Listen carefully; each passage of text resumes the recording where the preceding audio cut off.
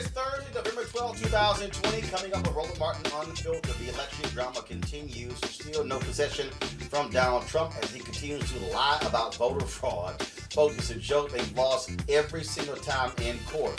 Not only that, Republican efforts to make voting harder continue in Georgia as we head toward those two crucial Senate runoff races. Also, COVID-19 cases are surging at an unprecedented rate across the country.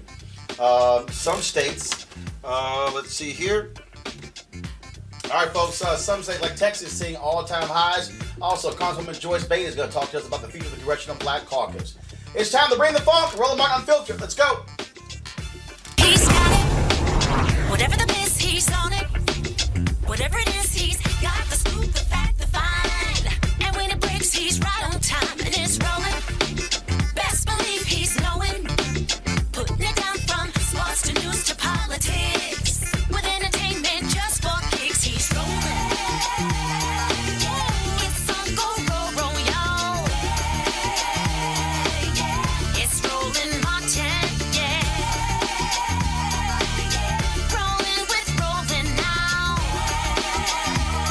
He's funk, he's fresh, he's real, the best, you know he's Roland Martin now.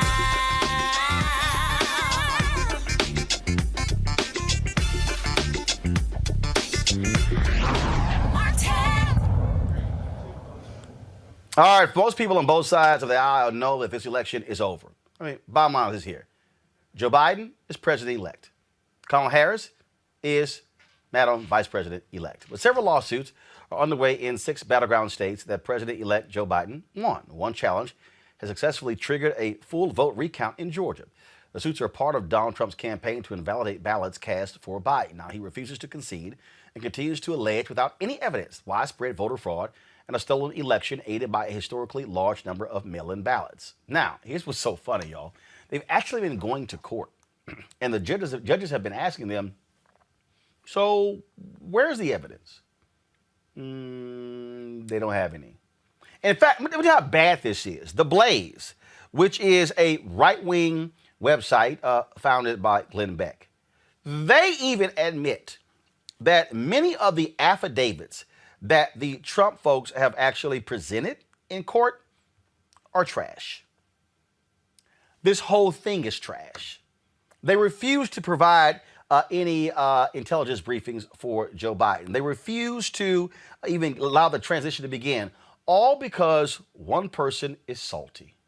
One person is pathetic, and that is Donald Trump. The entire Republican apparatus is all about feeding his massive ego because he just can't handle the fact that he lost the popular vote again. And so the games that they're playing, and their games, the Republican AG of Arizona said, y'all, election's over. There's no voter fraud here. They've already checked. They've already went over the ballots. But again, you're dealing with a petulant child who can't handle losing. All you gotta do is do this. You're at home right now.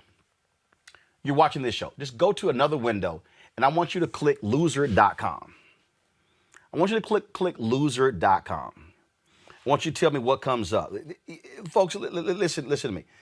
I'm going to show you right now. This is a conversation that took place on Fox Business. This is a conversation with the Attorney General of Arizona. Watch this. The Arizona Attorney General, of course, the president was not keen on Fox and others calling the state for Joe Biden election night. And indeed, in the counting process, things could narrow. It could flip, but who would know better than the Attorney General? Sir, thank you for joining us. The administration, though, did deny the Trump team's request to seal evidence in a lawsuit over, I believe, votes in Maricopa County. Where does this all stand right now, sir?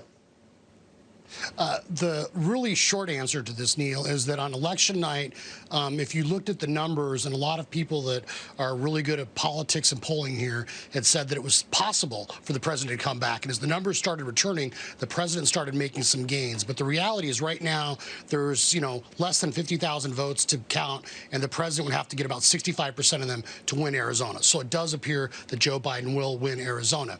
That being said, our office had received more than 1,000 complaints shortly after the election dealing with bleed-throughs and people using Sharpies. We looked into that. We were able to determine that did not affect anyone's vote. They also did a random audit of 2% of the precincts, and it came back 100% that there wasn't any statistical anomalies or errors. As to the lawsuit that was filed, we are literally talking about less than 200 votes that are in question and doubt. So the reality is, even if it was possible that those votes flip, those 200 votes, I do not think it will make a difference in Arizona just because of the numbers. That was the Attorney General of Arizona. Y'all, it's over, and the petulant child cannot handle it. Joining us right now is Eric Savage Wilson, host Savage Politics Podcast, Dr. Greg Carr, Chair, Department of Afro-American Studies at Howard University, and Reese Colbert, Black Women and Views. It should be unlaughable to watch this reaction, Greg. I mean, oh my God, they're crying in Michigan. I'll tell you what. So the Fox station in Detroit, Hugo Perkins, our frat brother, he hosts a show called Let It Rip, and I was on that show when I was in Detroit, which was, of course, the week before the election. And all these Trump people were saying, oh, Trump is going to come through Macomb County like a hurricane. He is going to blow everybody away. He is going to crush. He lost Michigan by about 150,000 votes. Order. He tells me, Hillary Clinton did concede. I said, dude, what are you talking about? She gave a speech the next day and she conceded. He said, there's no video of that. I said, what are you talking about? There's literally a speech. I then read the transcript. He goes, no. There's no video. I said, fool, it is on YouTube. Every network covered it. It was in the third paragraph after she said, thank you, thank you, thank you. But this fool couldn't buy it. That's what we're dealing with here. We are dealing with unbelievably stuck on stupid people, Greg. Absolutely. I mean, they live in an alternate universe that has been curated by the media they consume. And as usual, brother, you appealing to people with logic. Those people don't want to hear logic. There are several things going on. You got those people. You got the white nationalists who cling to Donald Trump as their avatar. You've got people like Mickey Pompous, Mike Pompeo, who is saying that he smirking because he's positioning himself for 2024. He and Smiling Mike Pence and Tom Cotton, those guys are trying to keep that coalition together. That's why they won't do it. And you got the petulant president. Jack Nicklaus today was asked about helping the president. What would you say to the president to help him transition, being a good winner or a sore loser, not be a sore loser? He was at the Masters down in Payne, near Payne College, there in Augusta, Georgia. He declined because he too is a white nationalist. So there are several things at play here. But really what they're doing is stalling for time, and they're endangering the health of folk, as I'm sure you're going to talk about in terms of COVID-19 and transition. But this is more than just being solicitous of Donald Trump. These folks want Donald Trump's white nationalist voters, that 71 million, to vote for them in 2024. And a lot of them, that's why they don't want to get into it. But, we'll see. We'll see if this is a gamble worth it. After all, it's not like we live in a nation. We live in a white nationalist settler project that we're fighting desperately against, and they're proving it right now. Damn the United States. It's whiteness before everything in this. Rishi, I had someone who called me today, and they said, but is he going to concede? I said, I don't care. I said, he doesn't have to concede. I said, 69 days from now, his ass is gone.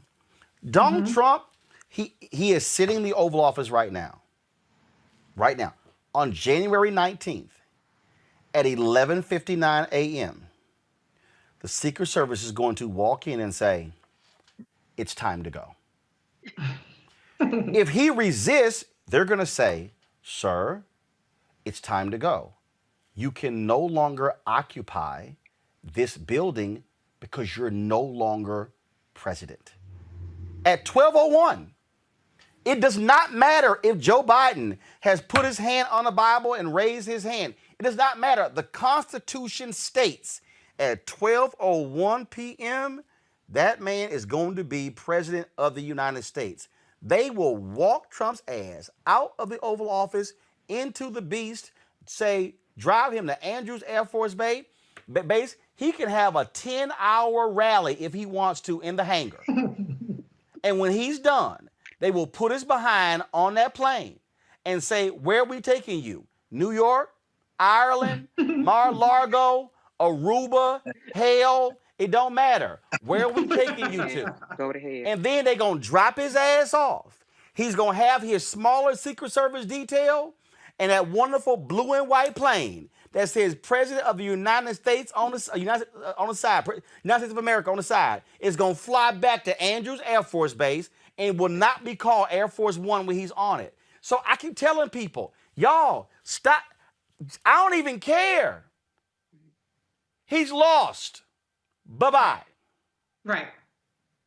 I mean, Inauguration Day technically is on January 20th, but I totally agree with your point. Yeah, 20th.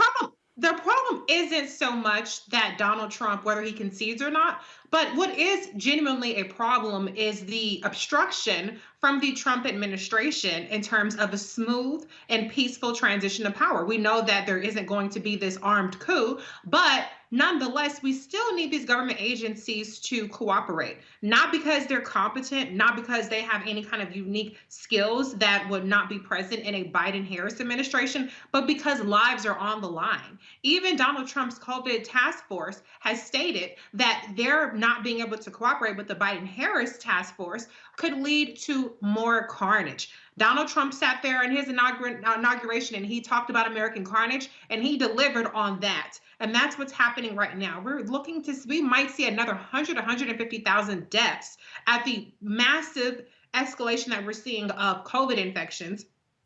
And we're not putting Biden-Harris in the best position to take over and tackle it. And the less that they have to prepare, the less involved they are right now, the more extreme the measures we might have to take come 2021. And I know we all want to get the hell up out the house. And so there is a real consequence to Donald Trump's rhetoric, because you have people like Emily Murphy in the GSA who won't sign transition papers. You have people like Mike Pompous, as Dr. Carr referred to him, who are holding back correspondence from foreign leaders. These are all things that put us behind the 8 ball. Luckily, we do have an administration that will be coming into power, like you said, no matter what, per the Constitution, that is competent, that is ready, that is able, that will listen to science, and that's been there and done that. So that gives me confidence, but we cannot let Trump off the hook for the obstruction, and I will say treason against the United States, because he is obstructing the will of the people. 76 million people and counting.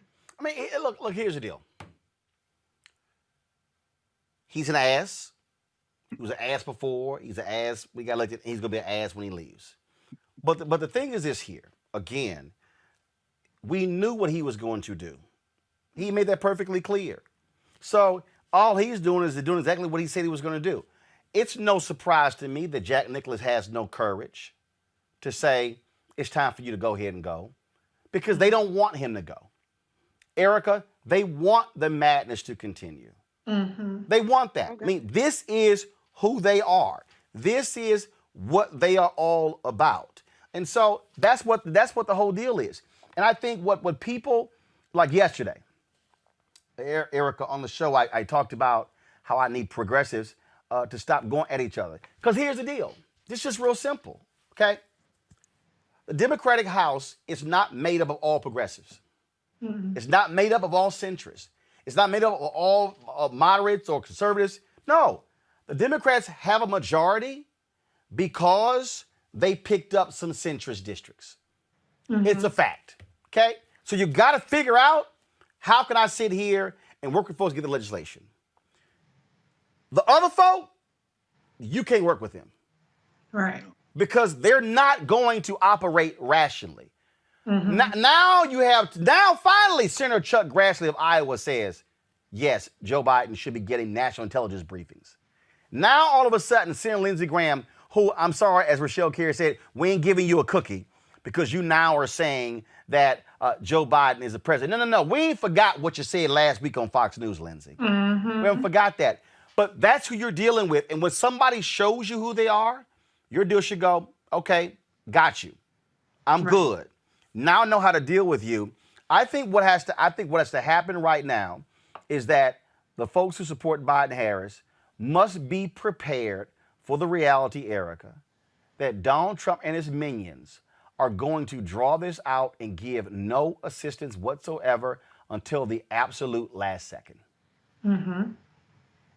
Oh, sure, absolutely. And this is all thanks to the increased number of white women that said that they wanted for white supremacy to continue, that 55%. Thanks be to God for the 90+% of Black women and the 80% of Black men that said that, no, this is not the direction that we can go in, because as we look at the COVID numbers, we're talking about 240 plus million Americans that are dead, to include a beautiful little Black girl, 5 years old, that died as a result of COVID. When we're also thinking about the still ongoing economic turmoil, we still do not have that CARES package that the House passed back in May of 2020 through the Senate. We also have here in the state of Georgia 2 important Senate elections that will be happening on January 5th, and a plethora of youth voters that will be engaging in the vote because they will be eligible to vote by January the 5th. We're thinking about all of these different things that we have going on, and not to be surprised that we have now people that are finding their cojones and trying to step to the plate to say, well, yeah, he does, in fact, President-elect Biden does need to receive his presidential daily briefings. Hell yeah, he needs to be receiving them, because the functioning illiterate person who is occupying the White House has not been reading them for over 4 years now. So there is this real exhaustion that the country is feeling, particularly when we're seeing that we have hundreds of thousands new COVID cases, where we're seeing people that are being hospitalized, ICUs at maximum capacity. So of course we do expect for the person who brought in the circus to leave with circus in tow. But I think that this is where people have to take stock and have to really own how being engaged in the vote is critically important. That, and also to remember that people that are not only on the federal level, but people that are on the state level, and I know we're going to get to this later in the show when we're talking about State Representative David Clark, who's pushing for more restrictive voting around wanting to call the Georgia State Legislature into session so that they can make sure that people can't be invalid folks that with the assumption that people are going to be moving to Georgia in a flurry because of the Senate elections that we have coming up in January. So people just need to remember these names like Lindsey Graham's, like State Georgia Representative David Clark of District 98, that these are the people in the midst of everything that we have going on in the country that still wanted to block and drag out what is a final election. We're just waiting for it to be certified. But these are the people who really continue to obstruct, along with the son of a Klansman. And don't forget those people. Remember those people when you're thinking about the state of Georgia, when these folks are up for election again in 2 more years. Think about that as we move into these different classes of Senate races, as Dr. Carr pointed out last week, that will be ongoing, thinking about not just 2020, but thinking about 2022, 2024, 2026 moving forward, because these are people that said that your life be damned, we want power. And look, there are people, look, you have folks today, the White House, according to reports, they fired two DHS officials. Well, this is a statement that was put out today by the Department of Homeland Security. Jeff Bennett with NBC put this out. New statement on election security from DHS. The November 3rd election was the most secure in American history. There's no evidence that any voting system deleted or lost votes, changed votes, or was in any way compromised. Here's what you have right here. You have people who are people of integrity. These are people, Greg, who are saying, I'm not getting caught up in that. These are people who are saying, I am career workers. You have these people, all these, the D state. There are people who are public servants. There are black people, white people, Latinos, Asian, Native Americans who say we serve no matter who is sitting in the Oval Office. These folks on the right, they want to assail all of these folks. They will rather, just like in the Civil War, they will rather burn down this whole thing in order to protect white supremacy. And that's exactly what they will do. Reese and Erica have laid this out in terms of the consequence. This woman, Emily Murphy at GSA, once she turns in that letter of to affirm that the president and the vice president elect are indeed them, this is pursuant to the 1963 Presidential Transfer Act, that frees up $6.3 million to help them transition. But more importantly than that, in the office space, as we heard Reese lay out, it gives them access to the briefings. And as Erica said, everything from spending that CARES Act money to taking over Operation quote unquote warp speed, all that is triggered. The thing also with Pompeo at state, Mike Pompeo, see, there isn't a country when you have a white nationalist and a Christian extremist as well, I wouldn't even call him Christian as such, but who is now signaling to the world, we are going to throw chaos into this process. So anybody who wants to take a shot at the folks who will suffer, which were the people who are now maybe victims of a foreign attack, this is your chance. Remember when Al Gore conceded after one day, after the Supreme Court stopped the count in Bush versus Gore, immediately the GSA recognized Bush and they went into transfer mode. However, in the report of 9/11/2000, one of the things the commission that was investigating 9/11/2000 said, even that delay of a month while they were counting votes in Florida exacerbated the ability of foreign powers to begin to intervene to understand how they could pull off what eventually became 9/11. This is the time the country is the most vulnerable. Forget red and blue, forget Democrat, Republican, forget your ideology. Understand that if something blow up in a mall or a plane drop out the sky, you can look at this clown who's going to be somewhere running from the law, and you can look at every one of those white nationalists who don't give a damn about you, but has their eye already on the presidential primaries in the white nationalist party for 2024. This is the most vulnerable time. This is more than people cracking jokes about a fool who don't want to leave, who's going to be drug out kicking and screaming. This is literally an exposure of the fact, as you said, that they don't believe in anything like America. And one other thing I'll say, I don't know how I feel or how you all feel about this idea of people resigning in protest. Like the person who was dealing with election integrity at the Department of Justice. We know that Bill Barr is an inexcusable clown, but when you leave the space, that's mission accomplished for them. So I'm not sure how I feel about it. You talked about Georgia earlier and how Republicans, they want to go into special session and pass a law to impact the runoff on January 5th. And it was a Republican leader who said, no, we ain't doing that. He's like, we are not doing that. He said, what's going to happen is it's going to sit here and it's going to go to court. It's going to get prolonged. It's going to have no impact. No, we're not doing it. This is what people, and this is what I need our audience to understand. And the reason we're always trying to walk our people through history and present day is it operates the same way. Folks, if y'all actually read the book by Jack Bass on that Fifth Circuit, Unlikely Heroes, what you would discover in that book is, this is what they would do in Louisiana. They would pass a law against school integration. The lawyers would go right to the federal court and the judge would invalidate it. The next day, legislature would pass another law. They'd go right to court, the federal judge would invalidate it. This happened continuously. It happened in states all around the South. That's what we're seeing here.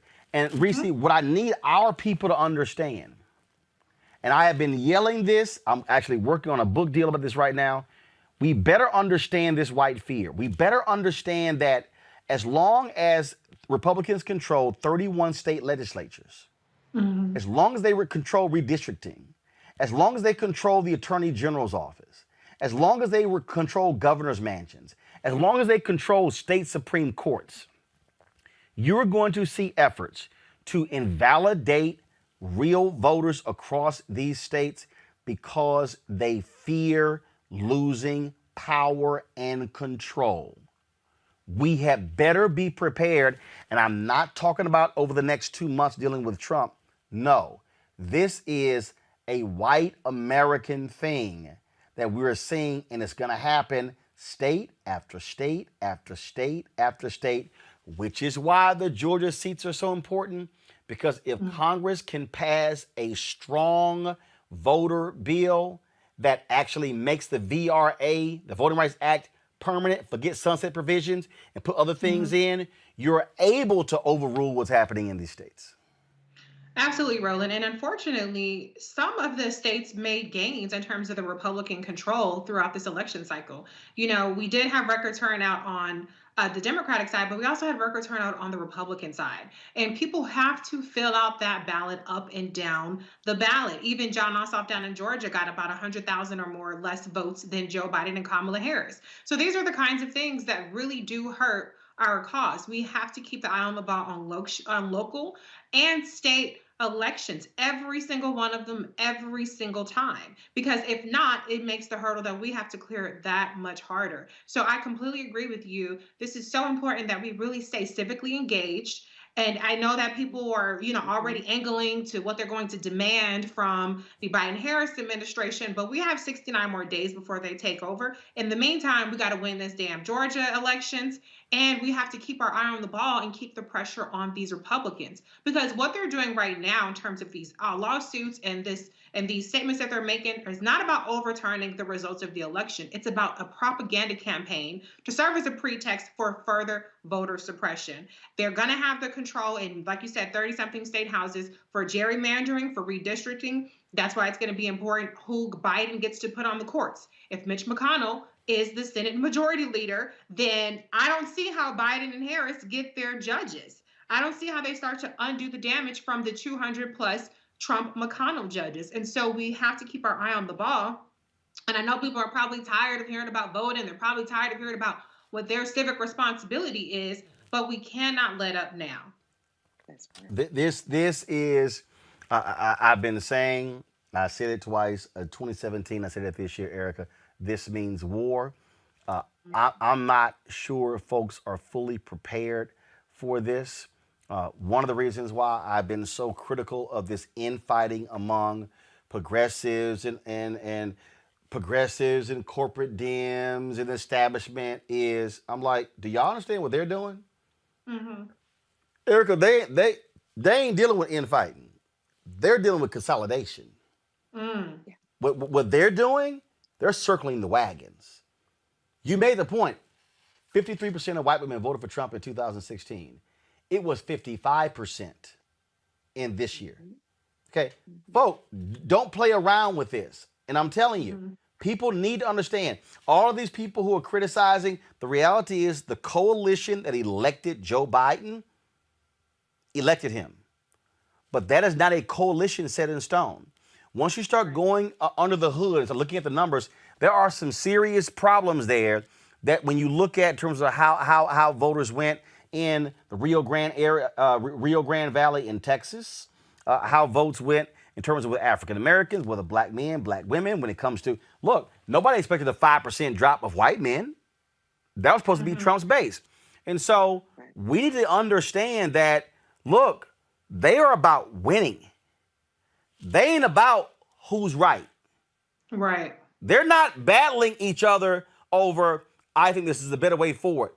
The Republicans are focused on winning. And when you win, you hold power. And when you hold power, you wield power. And when you wield power, then you're able to affect change. All I'm saying is, Democrats, you better figure out that deal and you better focus on winning. Absolutely. And the way that you win is by investment, right? We have seen largely how grassroots organizations, Black Voters Matters, people have been working on the grounds for years. And that's why we've really seen significant outcomes, right? So the other thing that Democrats need to take a lesson from is actually investing in the South. That money has to go there, because no contest is unwinnable unless you compete in it. everything is you can win anything if you at least compete, if you enter into the race. So investing in people that are constantly showing up without any real do outs after the election is also important. Not only investment, but some of the civic education programs that we've seen highlighted on this show through Mr. Lee Saunders, through Acme, the Block program, I believe that's run by Angela. I don't recall her last name, but that is a year-long program where they have ambassadors, people who are actually from the community that are talking to people in the community in their own voice about things that are important, advising them about local and state, and then those congressional races as well. But they are actually folding in those voters. That's something that I do on my platform 3 days a week, the Savage Political Bite. But then in addition to that, when you're talking about that infighting, Roland, when I think about Republicans and how they really do measure in chess, not checkers, when I think about people who are complaining about what should be done or what shouldn't be done, there's always room in the Republican Party for if there is really just one road, one way, one voice. Within the Democratic Party, we have a tent of voices, and all of those voices can be heard if there is an understanding that as we are all heard, we all push forward. But unless that is realized, unless that is something that is really taken to heart, unless people really do have an understanding of that, then they will kind of use the space that's taken up in the Democratic Party as a way to really kind of launch their own branding campaign, which is detrimental to the party, particularly to the base that continues to show up and show out. So to use the time to look at where it is that the Democrats can really make strong inroads, get in and start talking to Black men, and not just once in a while. Make that something that is done at least on a monthly basis or a quarterly basis. Make sure that you are making inroads with Latinx communities, right? Finding out what their diverse needs are, making inroads with the Native American community, which has showed up and showed out in incredible ways. And then also with Black women. But those are things that have to be done. That is called investments. That is what the Democratic Party really needs to hone in on, because as we said on this show over and over again, the get out the vote, the 2 to 3 get out the vote efforts, that's thrown out of the window. And I think that we can count on people having a better understanding how elections really do have consequences that really do now have an appetite for engagement. And so as Reese talked to, as people start talking about the demands that they're going to make on the Biden-Harris campaign, I would even say pump the brakes on that. Look within your own communities. What can you be doing? What is it that you can engage and lean in further on? What are some commissions, some board of election commission seats that maybe are coming up for grabs that you can learn more about and get engaged in? The onus also is on the citizens. And so we have a responsibility ourselves to not just sit at the table and be prepared to eat, but to also find out, well, what is it that I can bring as well, so that when we all eat, we're all eating together. Well, and that's where the collective comes in. One of the things that I've been engaged in this week is reaching out to other folks in Black media. We're going to reveal this really in depth on Monday, where I said, look, we don't have the resources to compete against the CNN and New York Times and these networks. I said, but what does make sense is why we are not partnering and aligning with one another to actually make this thing possible, to make this thing real, to make it actually happen. Look, the Georgia runoff. Look, election day, January 5th. That's when it's taking place. Okay, you got till December 7th to register. Early in-person voting starts on December 14th. They're going to have mail-in balloting as well. And what should be happening is people should be coming together to say, how can we utilize our platforms to be able to come together and then be able to spread messaging across all these places to reach our people. See, that's what it's about.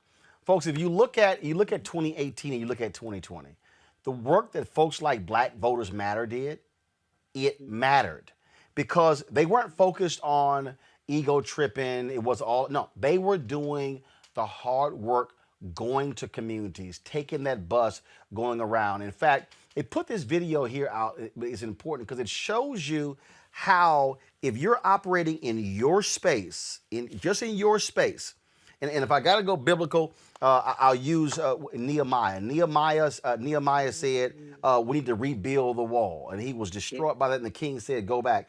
And then when Nehemiah surveyed the wall, surveyed the land, he went to the people and then said, this is what we should do. The key part of the scripture is when the people said, let us rebuild. Yes. They didn't say, Nehemiah, you rebuild. They said, let us rebuild.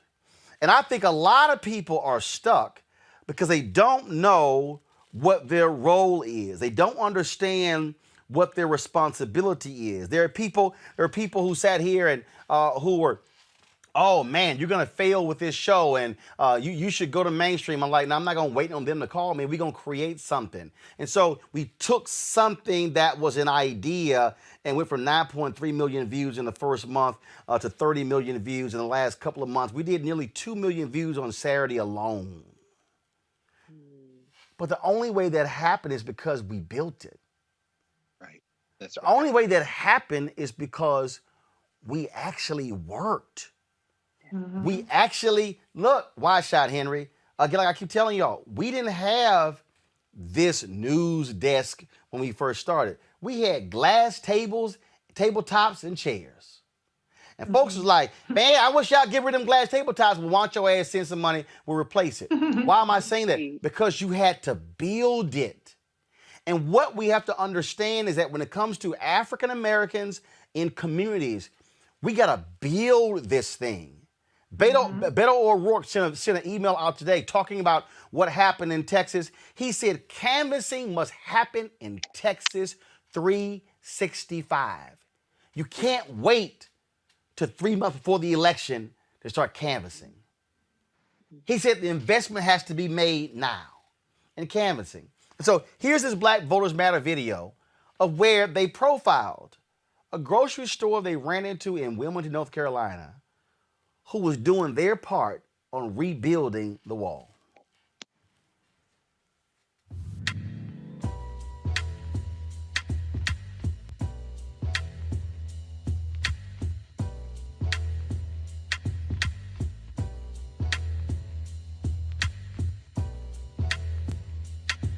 So the concept of this store, man, is just an empty building. We hadn't had a black-owned grocery store in this city, so I just took it upon myself, me and a friend of mine, to say let's do it, especially in this neighborhood, this area, bringing fresh vegetables and produce from the black farmers, and just provide different resources and kind of just like a gathering place for us. You know, we got a pool table, we got TVs, we got a bar, beer and wine, got a jukebox on the wall. So just something for the older people and just the whole community to come out, enjoy themselves, sit down, politic, and somewhere for us to buy groceries from instead of, you know, I hate to say it, but the big chains and the Arabs, you know what I'm saying? So a lot of those people come into our communities and take out and don't invest back in. So we're going to put back in. That's what we're here for. Yeah, it's sad, you know, for us black folks. It's not the future for me no more. It's the future for the children. You better get out there and vote. That's the only thing I got to say. You better vote. Because it's very important. Our future depends on that.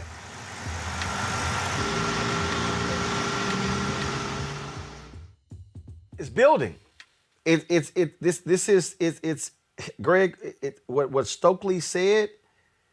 If you are not part of an organization, you can't build jack in our community. These lone wolves ain't gonna happen, and we gotta stop thinking was that person. No. It has to be institutional. It has to be structure. Must be infrastructure. And there's somebody who's watching who is saying, yeah, okay, I hear you, but you ain't got to wait even for Black Voters Matter to roll through. If you're watching us right now, you can literally canvass your street. You ain't got to ask nobody. You don't have to ask anybody. You don't have to ask a member of Congress, a president, a governor, a mayor. You can say, you know what? I'm going to canvass my street. I'm going to go knock on the door of everybody on my street and say, is everybody in your house registered? And if not, we're going to make sure it happens. Sure. This ain't hard, Greg, but it requires putting in the work. Now, when I say it's not hard, doing it is not hard. But it requires you have to be willing to put in the work to make it happen. Well, the only reason I reacted like that, Roland, is because when you showed us Black Voters Matter, and of course, Natasha Brown, you've had her on before anybody. The Democratic Party is in trouble in this regard, I think. And this won't be easy for some people watching to hear. See, the Republican Party has it easy because they're the party of white nationalism. And they're as corporate as anybody. They're the party of business. The Democratic Party is the party of business too. Certainly after Bill Clinton and them took over and the Democratic Leadership Committee, there's a difference between organizing and mobilizing. What the Democratic Party has done traditionally, in a way, having captured the black vote as if we had somewhere to go in this duopoly system, is emphasize mobilizing. They want to turn people out election time. There's a reason why Nancy Pelosi didn't come here. And there's a reason why Chuck Schumer kind of soft pedal, because they're soft white nationalists. And many of the people that you're showing, many of the grassroots people, these are not mobilized. They are organized.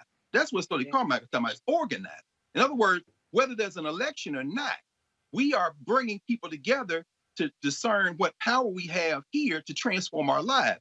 And when the ballot is an issue, we use the ballot as a tool.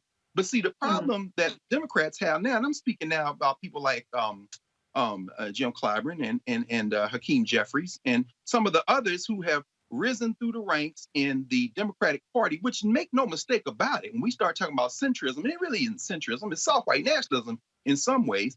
They see electoral politics very astutely, very pragmatically, but what they are not invested in, I'm talking about Pelosi and Schumer primarily, and these people crying on this call they had last week, Asperger and all them, Spanberger.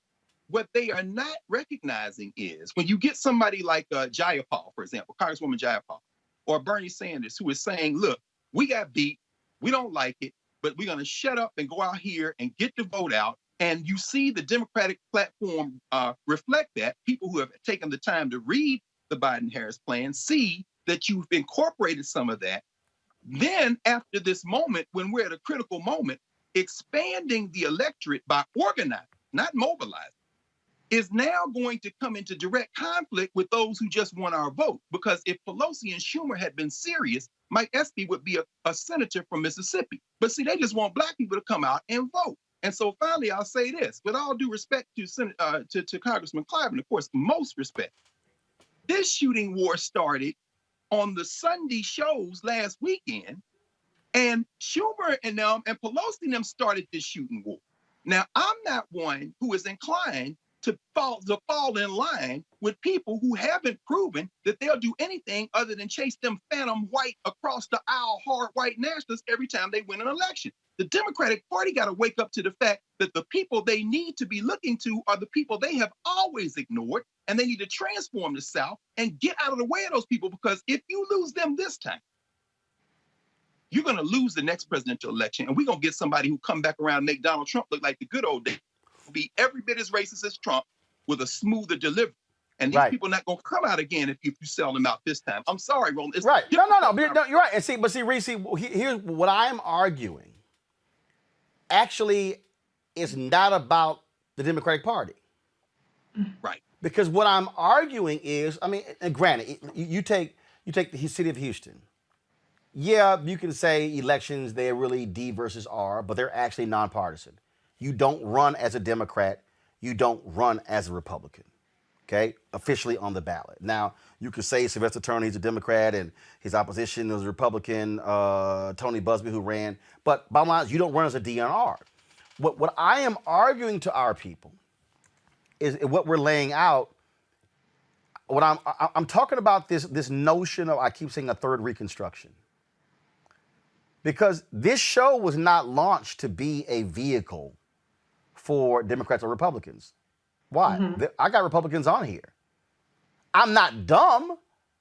I know I can look at Biden, Trump, and go, hell, which one is better for black people? That ain't hard. And I can go through those issues. But the thing is, and I said this today to some people go to the live stream we did with the American Heart Association. I said it's very simple. If we are not about taking our institutions and leveraging our institutional power, then we're going to the table as individuals with no army to back up.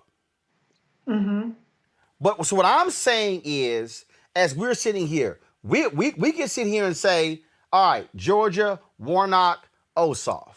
All right, organize and mobilize, because organize comes before mobilize. Right. Organize and mobilize to put them in, but then if you're successful, then you come back and say, you do know we still are organized, which means that we want these things to happen, because if they don't, we now are going to mobilize to make this happen. I'm arguing, unless you do the organizing part, you can't mobilize a damn thing. That's I totally agree, Roland, and that's where it's that's where people say that voting is not the silver bullet at all whatsoever.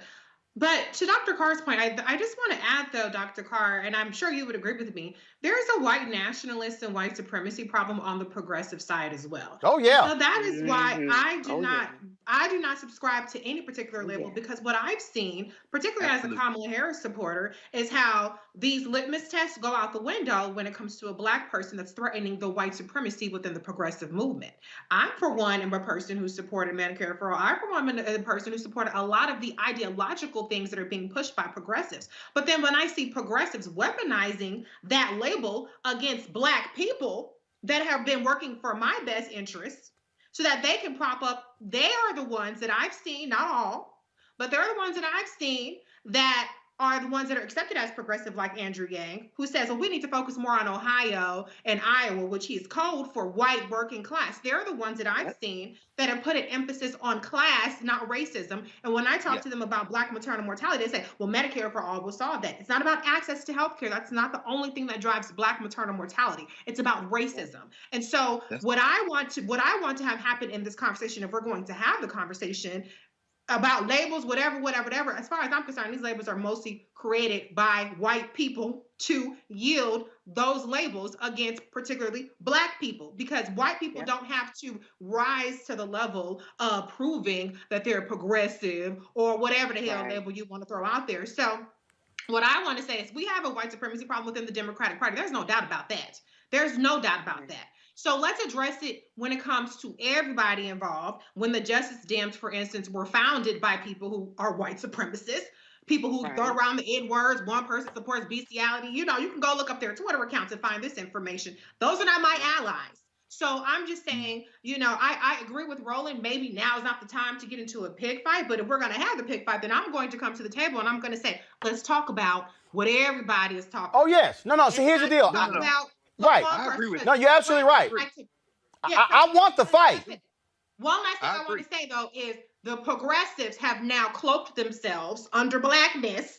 All of a sudden, the progressives, to me, from what I've seen, all of a sudden, they're all super pro-Black, and we're the Black people are the base, when they done shitted on Black people for as far as I can remember. So all I'm saying is, let's just keep it real. If we want to have an ideological fight, let's have an ideological fight, but let's be honest about who's pushing what ideology, and don't just exclude the people are the handful of Black people, like Ayanna Pressley or Ileana Omar, or the people of color like Rashida Tlaib that you want. Okay, you can have a seat at the table in AOC, but then you shit on everybody else who's Black. That's what I have a problem with. So that's all that I want to say about when we talk about progressives. Right. I don't have a problem with progressives, but let's just keep it real all the way around. And here's the deal.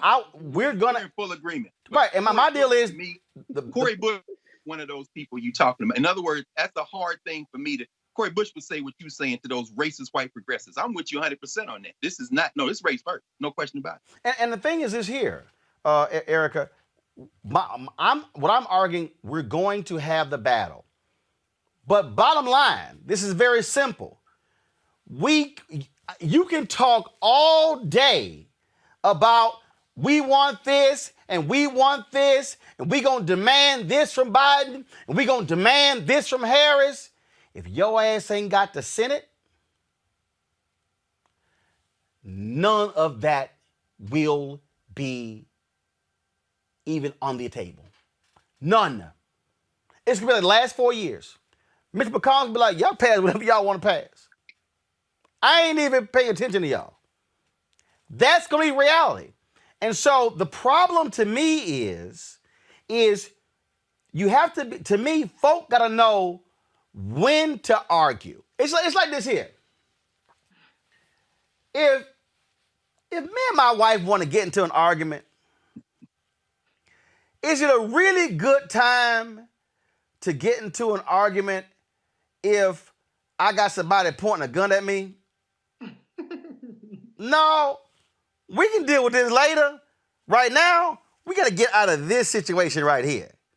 See, some folk want to have the argument right then. I'm like, y'all, this ain't when we had an argument. Because again, we can have an argument. And guess what? Let's say Warnock wins, Ossoff loses. It's 51-49. What's going to happen about the George Floyd Act? Nothing. What's going to happen about Voting Rights Act? Nothing. All y'all who thought Ice Cube got $500 billion from Trump, ain't none of that going to happen.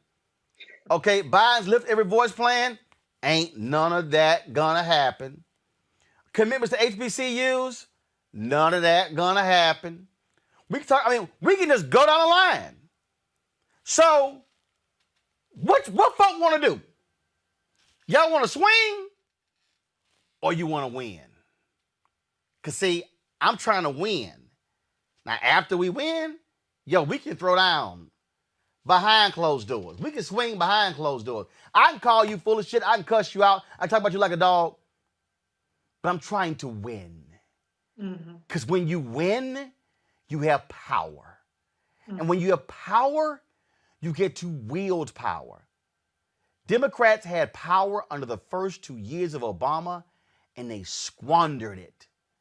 Because they only focused on the Affordable Care Act. That what they should have done is, they should have said, as long as we got power, we're going to do it right now. And if we lose it in 2 years, we got as much as we could. That's all I'm saying, Erica. We better sit here and understand how serious this is. This is about controlling the agenda with power. Absolutely. This is all about a power grab. I think it makes it a little bit more difficult when you have folks like Matt Dow that are throwing gasoline on the fire, right? This is something that Black people have known for quite some time, that this election and many elections to come and many elections before that were literally about life and death.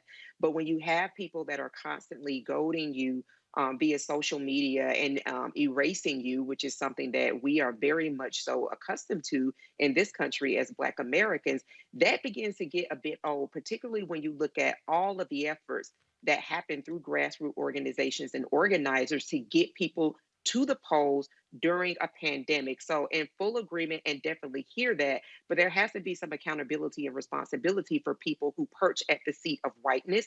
And let's also include those folks that are white adjacent, because we have white Hispanics, people who acquiesce to whiteness. So all of those folks as well, we can't not, consider that as well, that they have to come to a better understanding that they actually need to have a better approach, which is making sure that they are really coalescing around people who have been in this country, who understand and really are the bellwethers for what this country what's really happening in this country, to make sure that there is a lifting up, to make sure that there is really a support. And that support is just beyond dollars. That support also looks like feet on the ground. That support also looks like what we've been talking about, engaging in the civic education year round, and not just being on the 6-7 figure consultancy side, collecting money for doing the work that Black folks are constantly doing unpaid.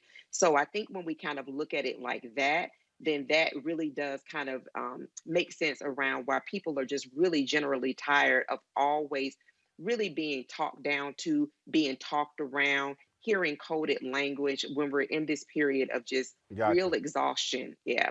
Well, first of all, we're dealing with that with coronavirus, and we'll discuss that next right here on Roland Martin Unfiltered. We'll be back in a moment.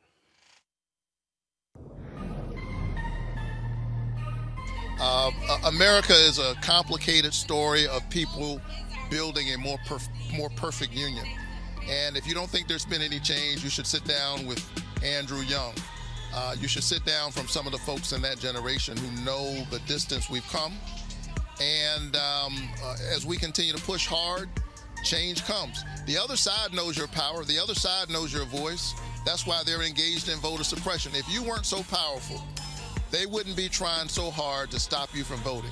And so you ought to stand up in this defining moment in American history and win the future for all of our children. Raphael Warnock grew up in a house full of brothers and sisters. His parents taught him the value of hard work, like me. Like me, he was first in his family to graduate from college and went on to earn a PhD. He thinks insurance companies should not be allowed to discriminate against people with pre-existing conditions, like me. Like me, Reverend Warnock knows that both parties in Washington could use some moral leadership. I'm Raphael Warnock, and I approve this message because it's time we had a senator who put Georgians first, like me. I'm John Ossoff, and too many are struggling to afford prescriptions. One change in the law would make a huge difference. See, Medicare is America's biggest buyer of prescriptions, but the drug companies bought off Congress, and they made it illegal for Medicare to negotiate lower prices. It's straight up corruption. Fighting corruption is my job. I approve this message because I'm not taking donations from corporate PACs, and I won't let the drug companies rip us off anymore. There are so many things that have happened that if we don't see them for what they are, this is just going to continue to, get out of control. If I don't actually say, hey, I'm going to commit to registering 10 people to vote. Right. And that's the thing, I think, is we get so hung up on the big picture. Mm-hmm. The big picture matters, but it only matters when we all do small things. Right. That's how it happens. It's not, hey, let's just post on Twitter and post on Instagram, because yes, social media is huge, we know it, but we have to actually get out there and walk the walk.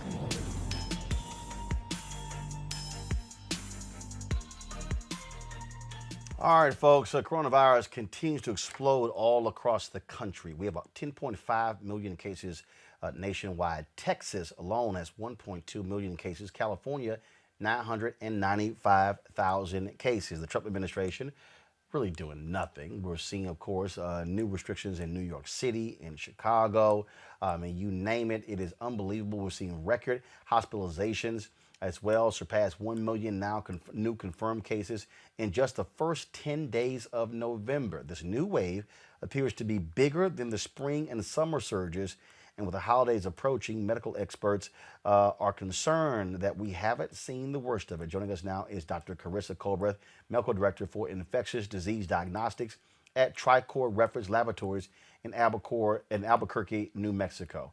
Dr. Colbreth, glad to have you on the show.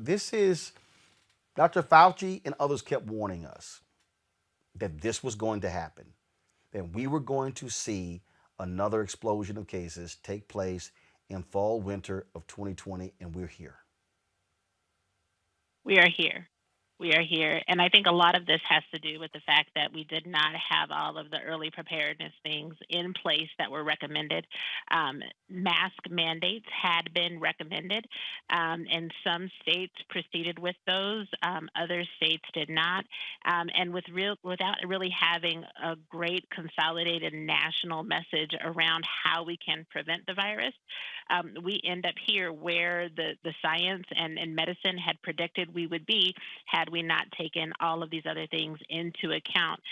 So now we are approaching a fall and a winter season that is going to be devastating if we don't start to put intensive measures in place right now. We can't wait, and those measures have to be in place with wide use of masking, having really good social distancing practices. This is really on each and every one of us to take on our own personal responsibility in the absence of great leadership from the highest levels. And so, and obviously, we heard the news about the vaccine, but just on Tuesday, the CDC came out and said, my God, wear masks to protect yourself and protect others. But I'll be honest with you, Doc, it's the most unbelievable, crazy thing. When I was in Detroit, we were covering, interviewing Senator Gary Peters there.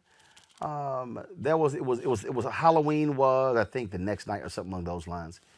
And, there was this place there, there was some restaurant club. I mean, it was jam-packed. I'm talking about virtually no mask on. These folks were on top of one another. It was as if there's nothing happening in the world. Yo, we good. We just going. And hell, the White House, the 14th aide of Trump, Corey Lewandowski, he now has it. Other folks have it. They were passing that thing around at the White House on election night like it was a blunt.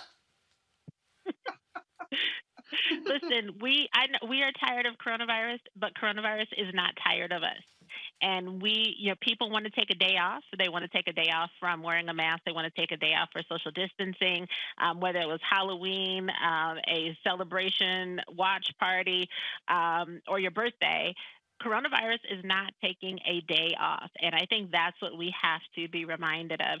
There's no timeout for a pandemic. And so every single second of every single day, we have to imagine that the people that we are in contact with may have the virus.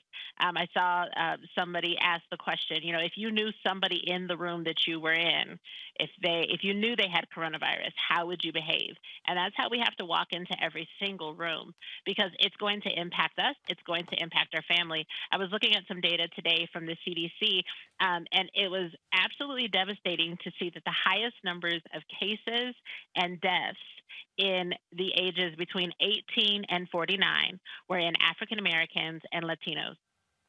The highest numbers of cases and deaths in the ages 18 all the way up to 49 in African Americans and Latinos. We have to take care of ourselves. We have to take care of our communities, especially as we're entering into these colder months and into our holiday seasons. Things will look differently, but they'll look different this year so that we can get back to a better sense of normal next year. But coronavirus isn't taking a break. So, Doc, the perfect example. So we've got 2 weeks from today. 2 weeks from today is Thanksgiving, okay? And folks are making decisions.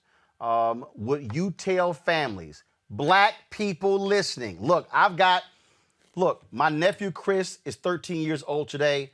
My brother Reginald is 53 years old tomorrow. My birthday is Saturday. I'm 52 on Saturday. My mom's birthday is November 30th. We've got a very large family. But what is your advice to families who are saying, man, I don't care about all of this. We haven't seen each other. We haven't gotten together. We're going to get together for Thanksgiving, have parties or whatever. What would you say to them? Listen, this is going to be the hardest decisions that anybody has had to make. Everybody has a similar story, right? I haven't seen my sister in months since earlier this year, I think was the last time I saw her. We are all going to have to make hard decisions. And if we could trust that everybody would put their masks on and everybody would have a quiet Thanksgiving, maybe we wouldn't have as much trouble. But we know that once we start to get together, those dominoes are going to come out, the spades are going to come out, we're going to start to get loud, the football game will be on. It's going to put us in risky situations. And the decisions we make for this Thanksgiving will ensure that we'll be with our families for next Thanksgiving. The gatherings will have to be smaller than they have been before, but we've got to find ways to make them work. If you want to see your family next year, you might have to make some sacrifices this year. So what you're saying is, unless you have a big ass house where you can have real social distancing, don't be having to get-togethers. We can't have everybody. It's not going to be the same year. And really, honestly, unless some places, if you're someplace that gets cold, that may not work either. Outdoors is always best. If people are going to be together, the reality is the households are going to have to celebrate within households. Maybe smaller, much smaller gatherings than we're used to. But it's about preserving our families and preserving our elders. They're the ones that are at the highest risk. We know we have many more stories that we need to hear and recipes that we need to learn from our elders.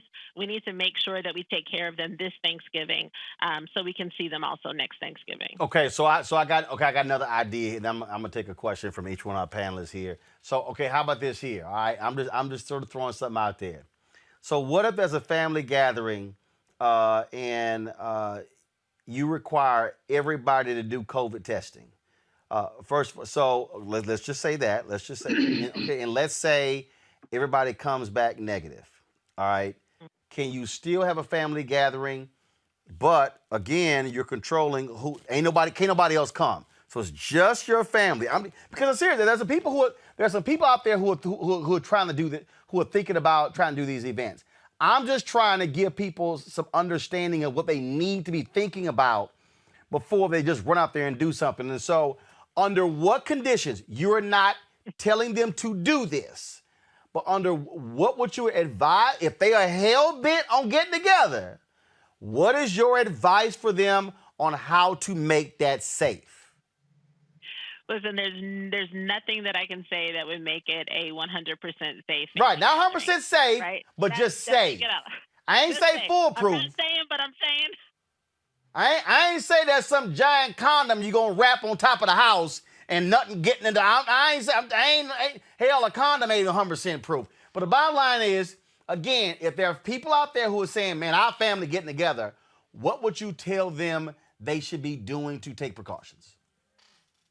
So if people are intent and they're going to do it regardless, listen, you would have to self quarantine, self isolate for at least, so starting today, we've got 2 weeks, right? So starting today, you would have to isolate yourself from others, right? And self isolate. You make your last grocery store run for 2 weeks. You get everything that you need. For You're 2 not going weeks? out. You at least 10 days. Get yourself together because you need to self isolate. You would need to quarantine so that you make sure that you don't have any added exposures. But really, there's no safeguard. Some people may say they want to go out and do a test. The test will only tell you what your status is the day of that test. So look, let's take it back to the So concept. that means if I fly in, that there goes your quarantine. I'm sorry, say it again. That means that if I started quarantining today, but hell, if I'm flying back home, there goes my quarantine. It's gone. Quarantine is gone. Right? You get on the airplane, you're getting exposed. Listen, if you take a test, even if you were to take a test today and it was negative today, that only tells you about your status today, right now. If you go out into public tomorrow, that can change your status. This is rough, and this is hard for me. This is hard for everybody. I wish we were in a different position, and we could have been in a different position, but we're not. And so now the risks are very, very high for our entire community. We're talking about people dying. We're talking about higher death rates in rural communities. We know that many of us have moved out into more suburban areas. And what we're seeing is that if we were to go back into our rural communities and kind of go back to where the family is, we're seeing higher cases and higher death rates right now in rural areas. These are areas that don't have enough hospitals. They don't have enough doctors. So we would be putting added stress on the system if we're introducing more potential exposures, more potential contacts. These are tough times. And there's measures that could have been taken before. Unfortunately, they were not taken. So anybody who has a large family gathering, there is a risk that you are taking on, and you need to think about whether or not that risk is really worth it. Questions? Erica, you first. Yes, thank you so much, Dr. Colbert, for your work and everything that you are doing. Just looking at the COVID tracker project through the Atlantic, and it looks like 1 in 378 Americans have COVID right now. What are you looking at, though? What do those numbers look like probably after Thanksgiving, particularly if the CDC guidelines are people should not gather more than 6 people if people are going to do any type of gathering for Thanksgiving? Just kind of looking ahead with people that probably won't go by those guidelines and that will gather, just to kind of put it in context so people can really sit with those numbers. Right. Those numbers, if we continue to gather, those numbers will only go up. And what that means is as the cases go up, the hospitalizations go up and the deaths go up. And those are things that we can't afford. And like I mentioned, I need people to understand this is not just something that only the elderly are dealing with. Within our communities, we have the highest death rate from the ages 18 to 49. So that means your college students, your young parents, all of these people in our communities are dying at higher rates than their white counterparts. So the numbers will only go up. We'll start to see positivity rates go up. It's not a factor of testing. If we tested more people and the numbers were the same, then the positivity rate would go down. It's basic math. As more people become infected, we have to test more people. And so it will be very dire for the country, but for our community specifically, if we don't take precautions this holiday season. Reese? Hi, Dr. Colbreth. My question for you is I've seen a lot of new developments. It seems like we don't keep up in terms of what's mainstream knowledge about what things that we find out about COVID. I'm now seeing that I've seen different reporting that people should be wearing surgical masks and not cloth masks. I've also seen reporting that people should not be wearing the masks that have the little vent in them. I've also seen reporting that face shields without masks are not as effective. Can you just give us a recommendation in terms of order of minimum to maximum protection that you think is available out there? For instance, surgical mask versus surgical mask and a shield. I would just like some clarification on that. Sure, absolutely. I think that's a great question because the information has been evolving. And so, one of the challenges with this is the virus is brand new. So we're all learning together. Surgical mask or a mask with at least 3 layers of protection in it is the most appropriate. Many of us with the cloth mask, there is a place where you can put a filter. There's a little pocket in the cloth mask. I bet most people have not put a filter in that little pocket. So if you have a cloth mask and there's a little pocket in there, the intent is that you put a filter in there, and that will help to filter out some of the viral particles. So a surgical mask or a cloth mask with at least 3 layers would be best.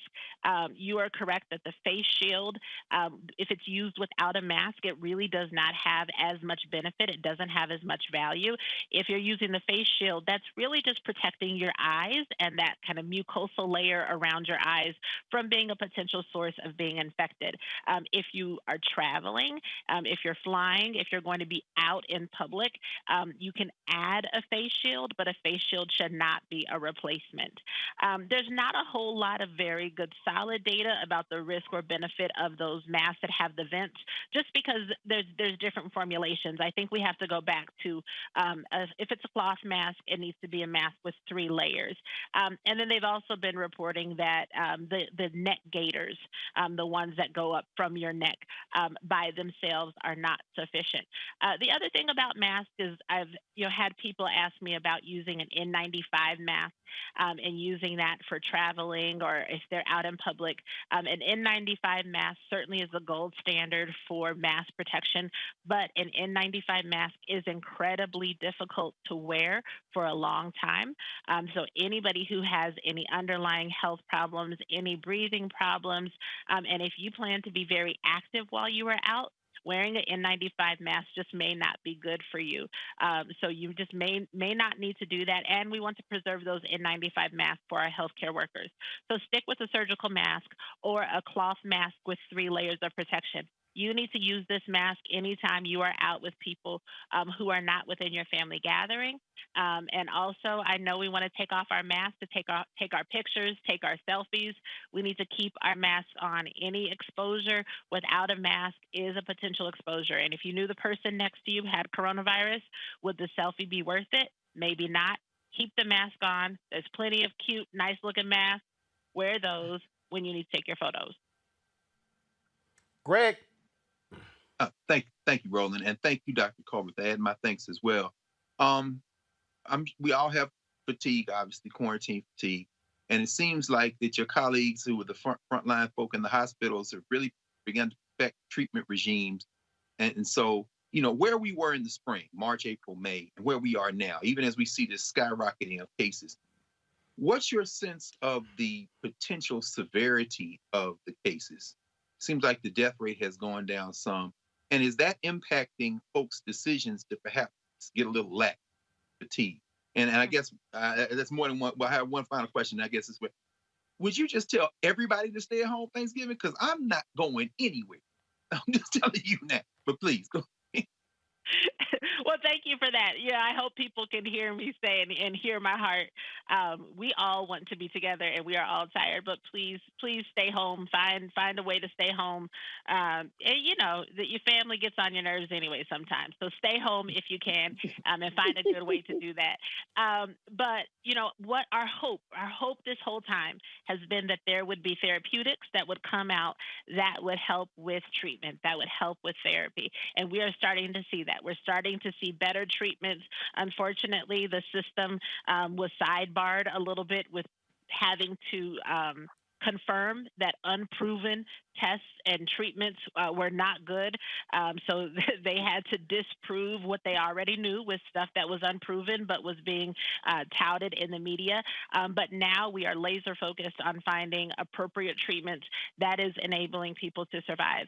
The challenge is until we have something that truly, there's not a cure that's a a gold star, like a miracle, it's going to turn around. These are treatments that take time, that have to be given in general earlier on in disease, and this disease just ravages the body when it takes hold. And so we are able to allow people and help to support people who are in the hospital and who are ill, but they're still in the hospital for a long time. In addition to that, there are long-term effects that we are now starting to understand after people have recovered. So even after a successful recovery, we're seeing cases where people have extended courses of shortness of breath, extended brain fog where they can't quite get their thoughts together. We are just understanding what these long-term effects are.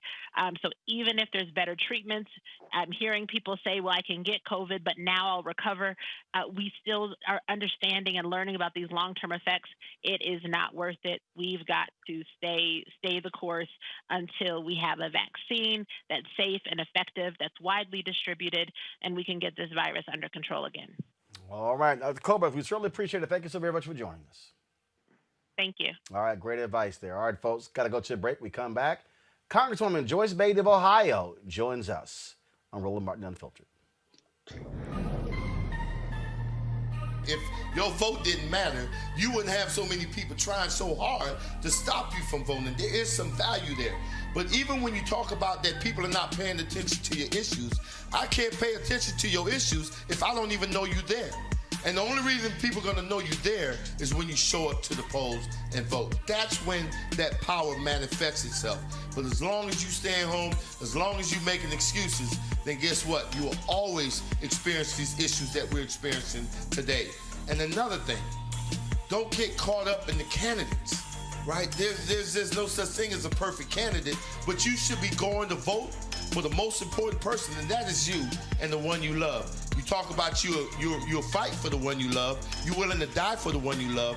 You need to ask yourself, are you willing to vote for the one you love? Because if you don't, there's going to be somebody's neck on yours pretty soon.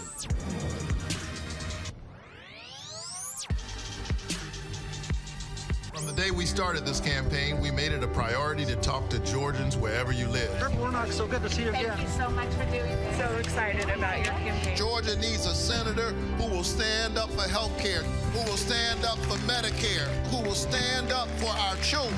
We need leaders who will not forget who sent them there in the first place. I think he'll stand up for me. We already voted for you. I think he'll stand up for everybody in Georgia. Augusta, Savannah, Valdosta, Columbus. They may be miles apart on a map, but the challenges we face are quite the same. We're completely behind you. Thank you so much for running. It's not about him. It's all about the people. If you elect me the next United States Senator from the state of Georgia, your agenda will be my agenda. Raphael Warnock will practice what he preaches. We're not getting that now. I'm Raphael Warnock, and I approve this message. Hey, well, I'm going to work hard for you, all right? I'm John Ossoff, and the path to recovery is clear. First, we listen to medical experts to control this virus. Then we shore up our economy with stronger support for small businesses and tax relief for working families. And it's time for a historic infrastructure plan to get people back to work and invest in our future. We need leaders who bring us together to get this done. And that's why I approve this message. I've always voted because my mama made me to. Made me to. She would make me sit and watch the different speeches that they would have throughout the time. And then I assume as a kid, I would go in and out of, what is this and why, da-da-da-da kind of thing. And as I got older, she wanted to make sure that my vote counted. So it was like, come on. And it was like, okay. But it wasn't until Bill Clinton got into office, and really, until Obama got into office, till I really started being more educated about the process and how it helps and how it works and how my voice is really heard through my vote. Because he actually tackled social media and used that to get to us in a way that spoke. He spoke our language. And it wasn't just and only because he was a black man running for president, but I remember hearing his speeches and understanding what he was saying. And it wasn't foreign to me, and I didn't have to break it down or look in the dictionary or feel ignorant because I didn't know what he was saying. Yeah, maybe some of the words was kind of too big, but overall, I was like, I get the message here. I understand here.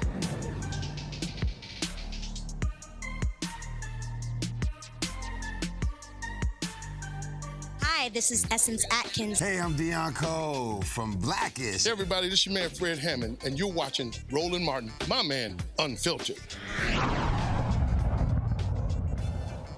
All right, folks. Ohio Congresswoman Joyce Beatty has formally announced her candidacy for the Congressional Black Caucus chair. While some question what the CBC really does, Representative Beatty says she wants to build on the success that they've already had. She joins us now on Roland Martin Unfiltered. Congresswoman, how you doing? I'm fine, Roland. Thank you so much for having me on your show. All right. One of the things that we have talked about, and it is a part of the deal, and you actually addressed that in your statement when you're announcing, and I have said this for years. When I say for years, I can go back 2 decades. That I think I hear CBC members say all the things that we're doing, and they really get upset when people question what they're doing. And I keep saying, but if nobody knows, if no one knows what the CBC Foundation does, and the CBC Institute does, and the CBC PAC does, and the CBC itself, then, look, it's a messaging issue.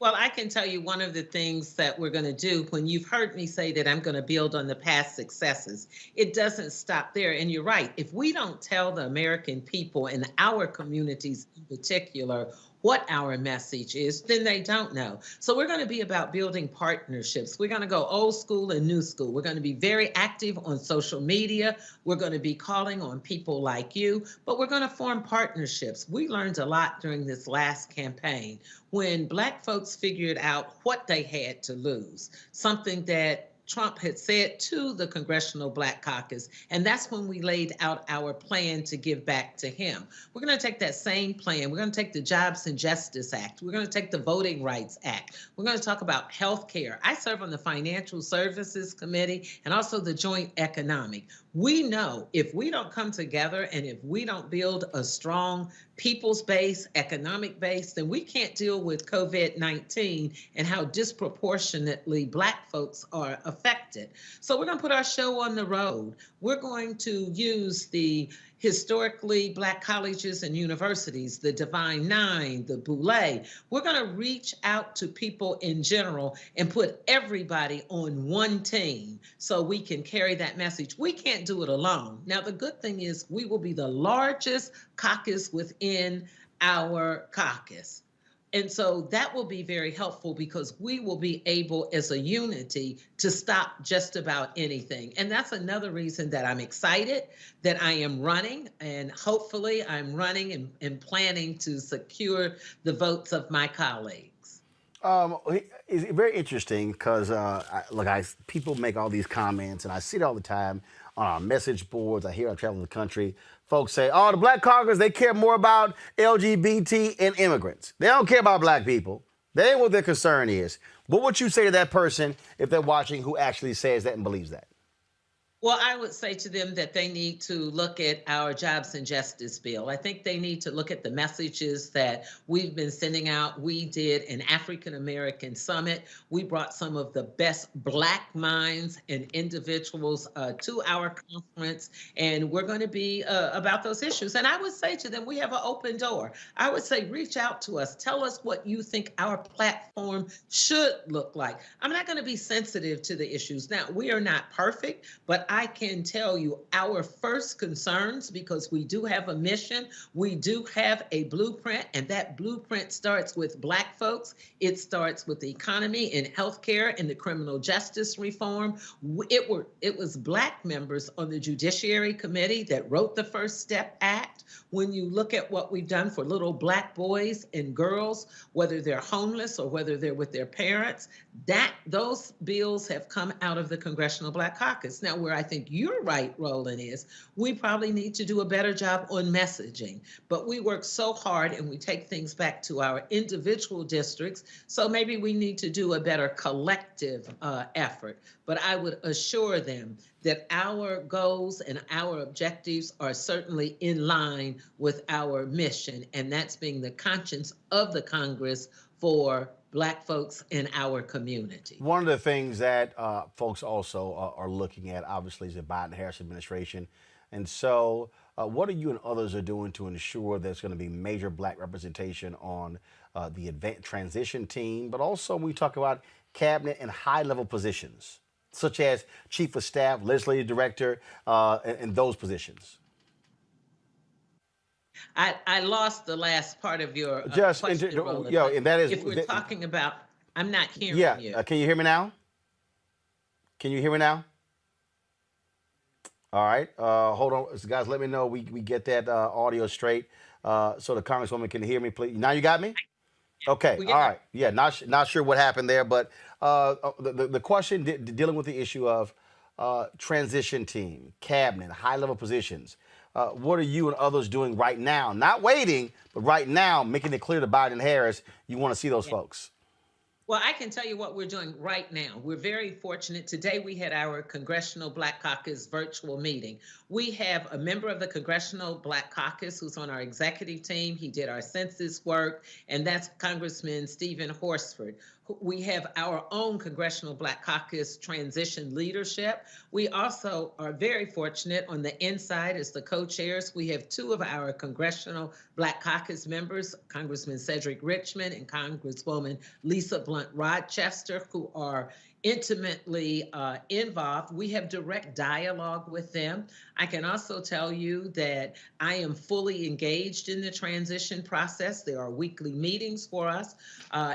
I don't think it's a mistake when we look at the appointments that have already been talked about or made. I think when you look at COVID-19 and the task force that President-elect Biden has put forward, to have Nunez Smith, a bad sister, a Black woman who is leading up the task force where Black folks are disproportionately affected with COVID-19 and from dying from it. So I think that's a first good step, keeping us alive, and to have a sister in that place. There are a whole host of lists that are coming out. And as we all heard President-elect Biden say to the nation that Black folks had delivered for him, had his back, and he will have our backs, I can assure you we will not be delinquent or shy about what we will say to him.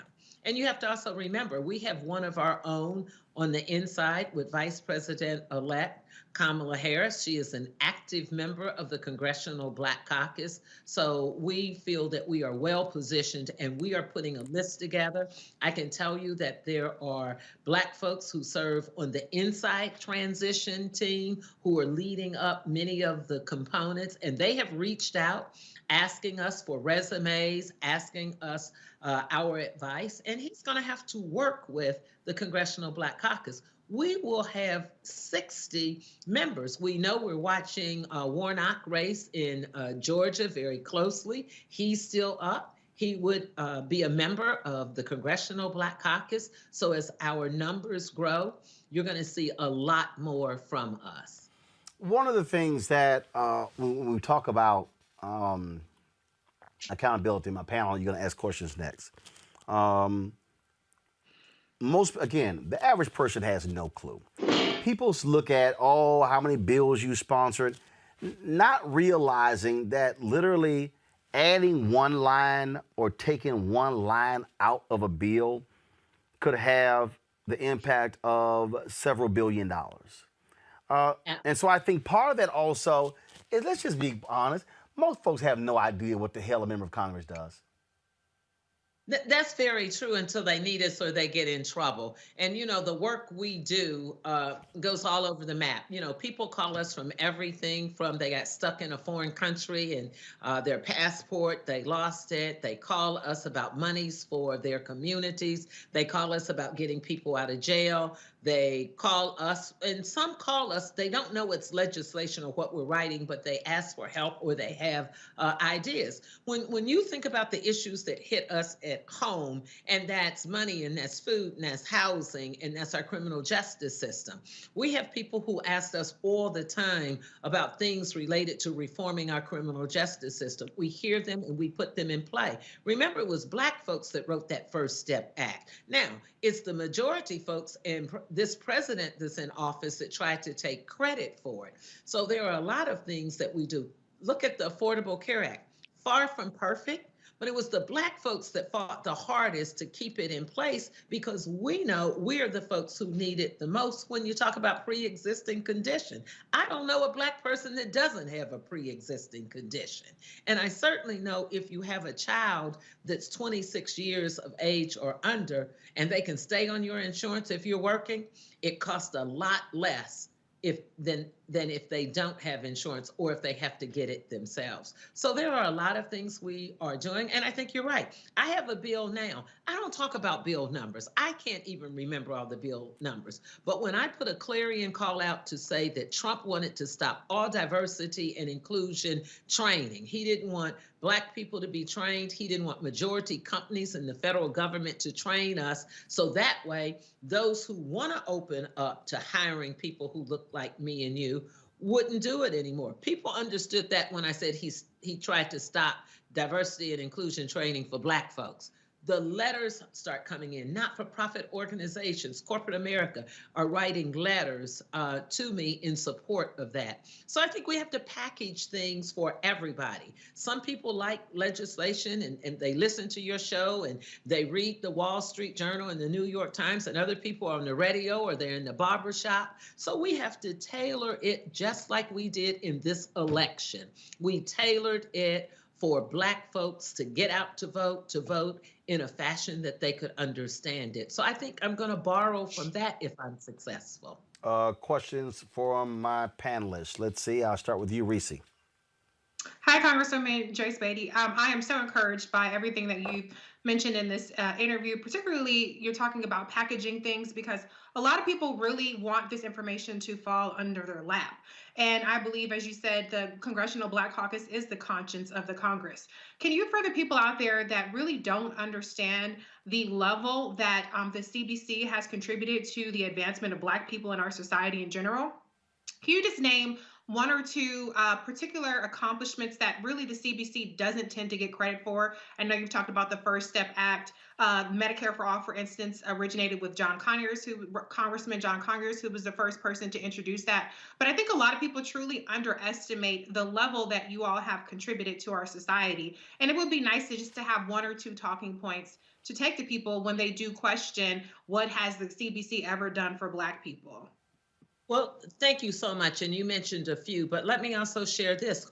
When we hear about housing and how important housing is to us, whether that's public housing, Section 8, whether that's home ownership or whether that's renting, right now in the midst of COVID-19, we had to make sure that people weren't evicted.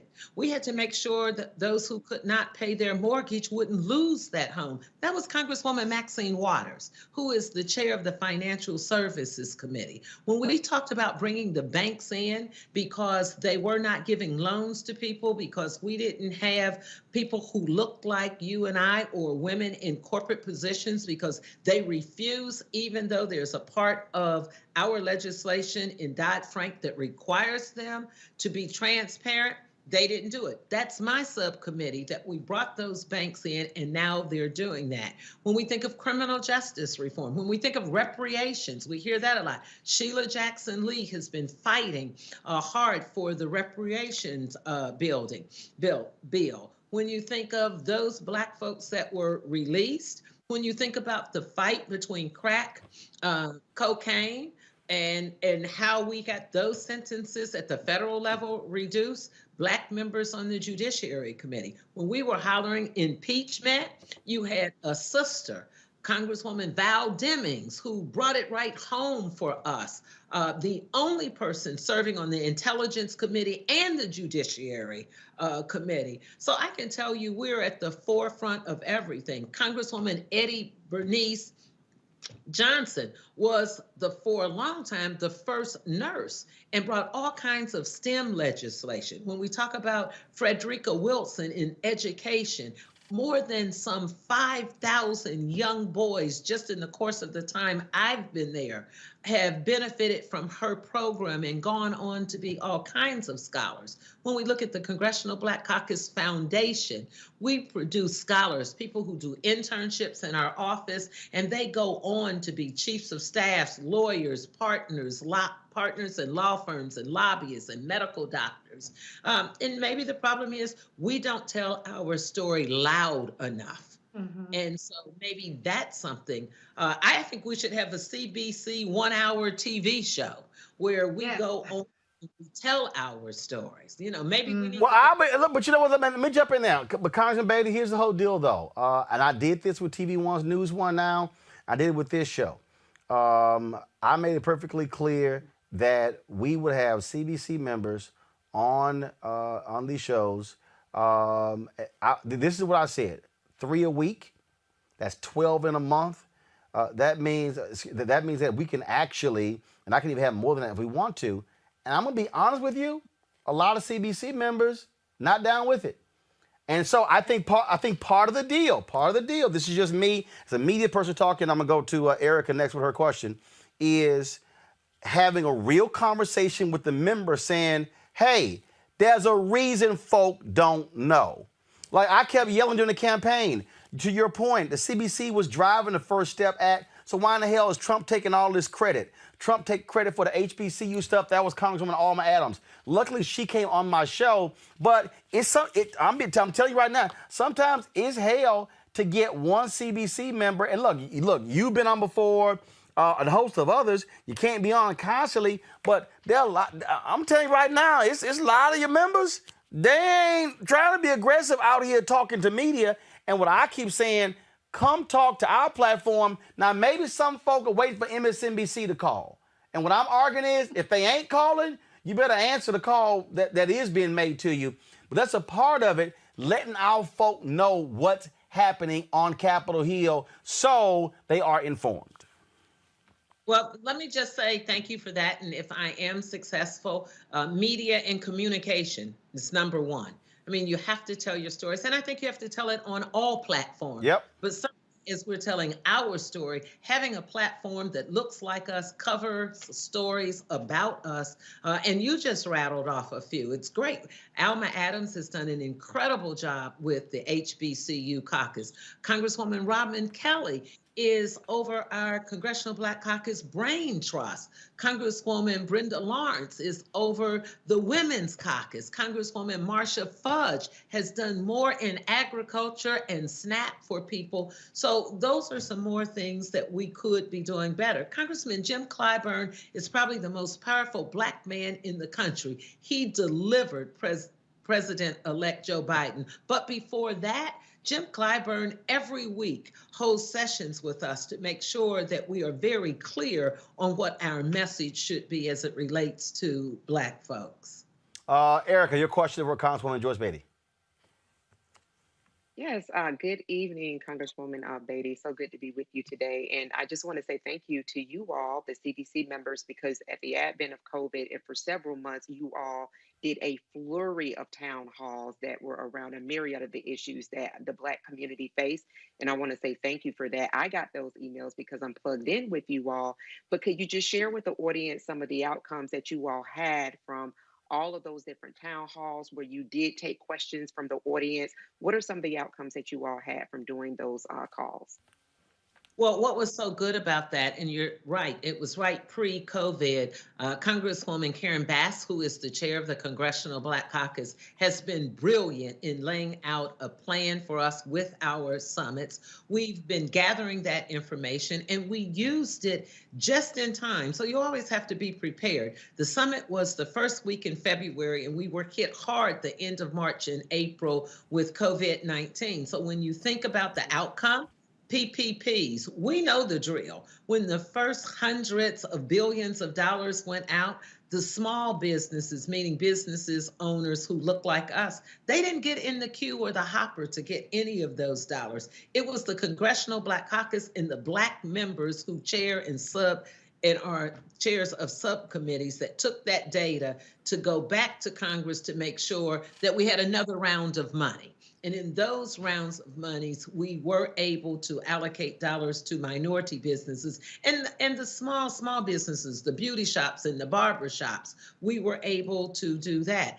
Out of that conference, we were able to get the Jobs and Justice Bill, the John Lewis Voting Rights Bill. That is a huge thing. We have been fighting all my life for voting rights, for the right to vote, and we still have voter suppression. So we took information out of that, and Congresswoman Karen Bass and members of the CBC, we're the author of that bill. And as Roland mentioned, the bill's passed the House, but the problem is we don't have control of the Senate, and they could care less about many of our issues. So we're fighting a lot of battles. And while people might not say that they don't know what we're doing, it's kind of like when you come home and all you know is you're eating, but you don't know how hard your parents worked to put that food on the table. So a better job, but we're putting a lot of food on the table for a lot of Black folks. Greg Carr. Yeah. Thank you, Roland, and thank you, Congresswoman Beatty. I'm an Ohio State grad, so the name Beatty rings true in the state of Ohio. And I think the last time I saw you, you were on these airwaves after those police acted a fool in downtown Columbus. So it's good to see you again. Of course, no. Asking about your candidacy, particularly now that the CBC, of course, a quarter of the Democratic caucus, the Democratic representatives in Congress. This new quartet of folk that are coming in, Jamal Bowman, Richie Torres, Cori Bush, Mondaire Jones, saying they're in the tradition of Shirley Chisholm and Ron Denham's, your longtime colleague, of course, John Conyers and others. Does the Congressional Black Caucus have a role to play? I know it does, but how do you imagine the role of the Congressional Black Caucus in helping the Democratic Party stay together? Because it seems to me that the CBC, in addition to being the biggest, is maybe the most diverse ideological caucus in the Congress. So how are you going to herd those cats, Congresswoman Beatty? How are you going to keep everybody together? I think that's one of the best things about this job. And the new members coming in that you've mentioned, I've talked to all of them. They are talented, they are diverse, but they're excited and they're energetic. It's the same thing if we go back in history, and history certainly repeats itself. If you think of a young John Lewis, when he was taking on a Martin Luther King because he thought he was too conservative. He didn't think that he was radical enough. But it was John Lewis who took that microphone 57 years ago during the March on Washington. He pulled back a little in some of his language, but he delivered that message with the same spirit that needed to be delivered. I look at the additional folks who are coming in, it makes us that much stronger. One of the things I can tell you with the Congressional Black Caucus, we are strong, we are opinionated. This won't be the first time people came into our caucus and they came in all excited thinking that they were the entire caucus.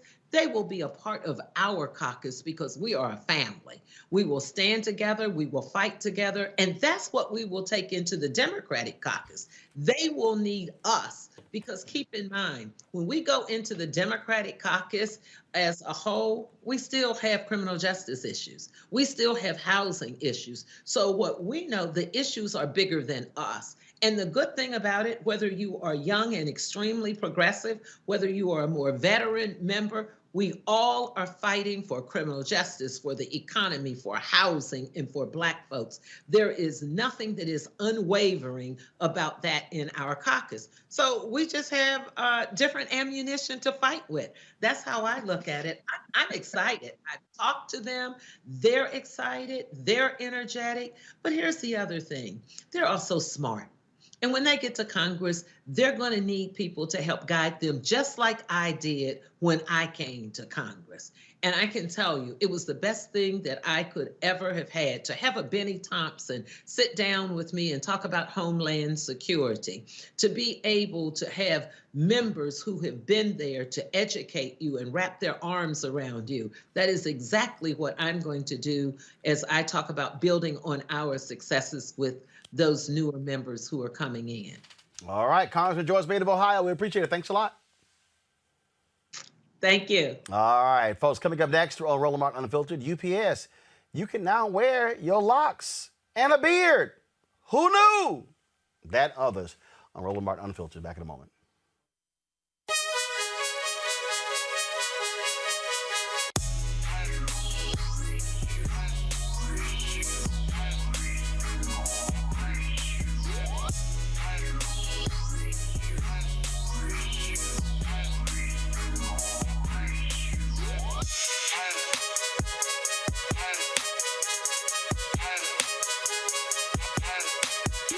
All right, folks, this is the Seat.com virtual reality headset. What happens is you just pop your phone right into here, and then when you close it up, you can actually look at the content on Seat.com, their VR content, or you can look at other 360-degree video that puts you right into the room. So, like, literally, you can just be looking all over. And so, Mary Spio is the founder of the company. She's the innovator behind this, a Black woman, sister from Ghana. And so that's their VR headset. They also have these 360-degree 4D headphones. A tremendous bass that covers all across your head.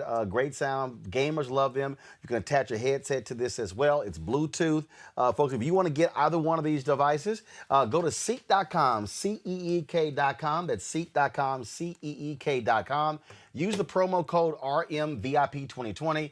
RMVIP 2020, and check that out. And so we certainly appreciate them being partners with us here at Roland Martin Unfiltered, where we, of course, support Black-owned businesses like Seek.com. And also go to their site. You can also subscribe to their monthly content.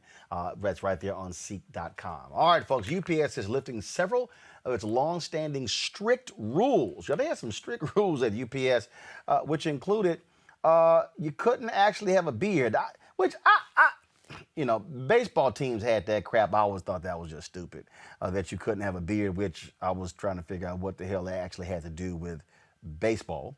Same thing with delivering packages. What's the big deal? But that's the case there. And so they lifted these restrictions, but they did the exact same thing when it comes to hair. Now, look, Black folks, look at the Crown Act has been passing all across the public, and so they, are lifting those strict rules. Afros and braids were not allowed. Styles, of course, still have to be business appropriate and not pose a safety concern. They're also lifting gender-specific regulations like the length of the uniforms shorts as well. So we're seeing now, of course, it's nuts, Erica, in this country. We got to regulate hair. But look, anti-Blackness has always persisted in this country, and hair is one of those areas.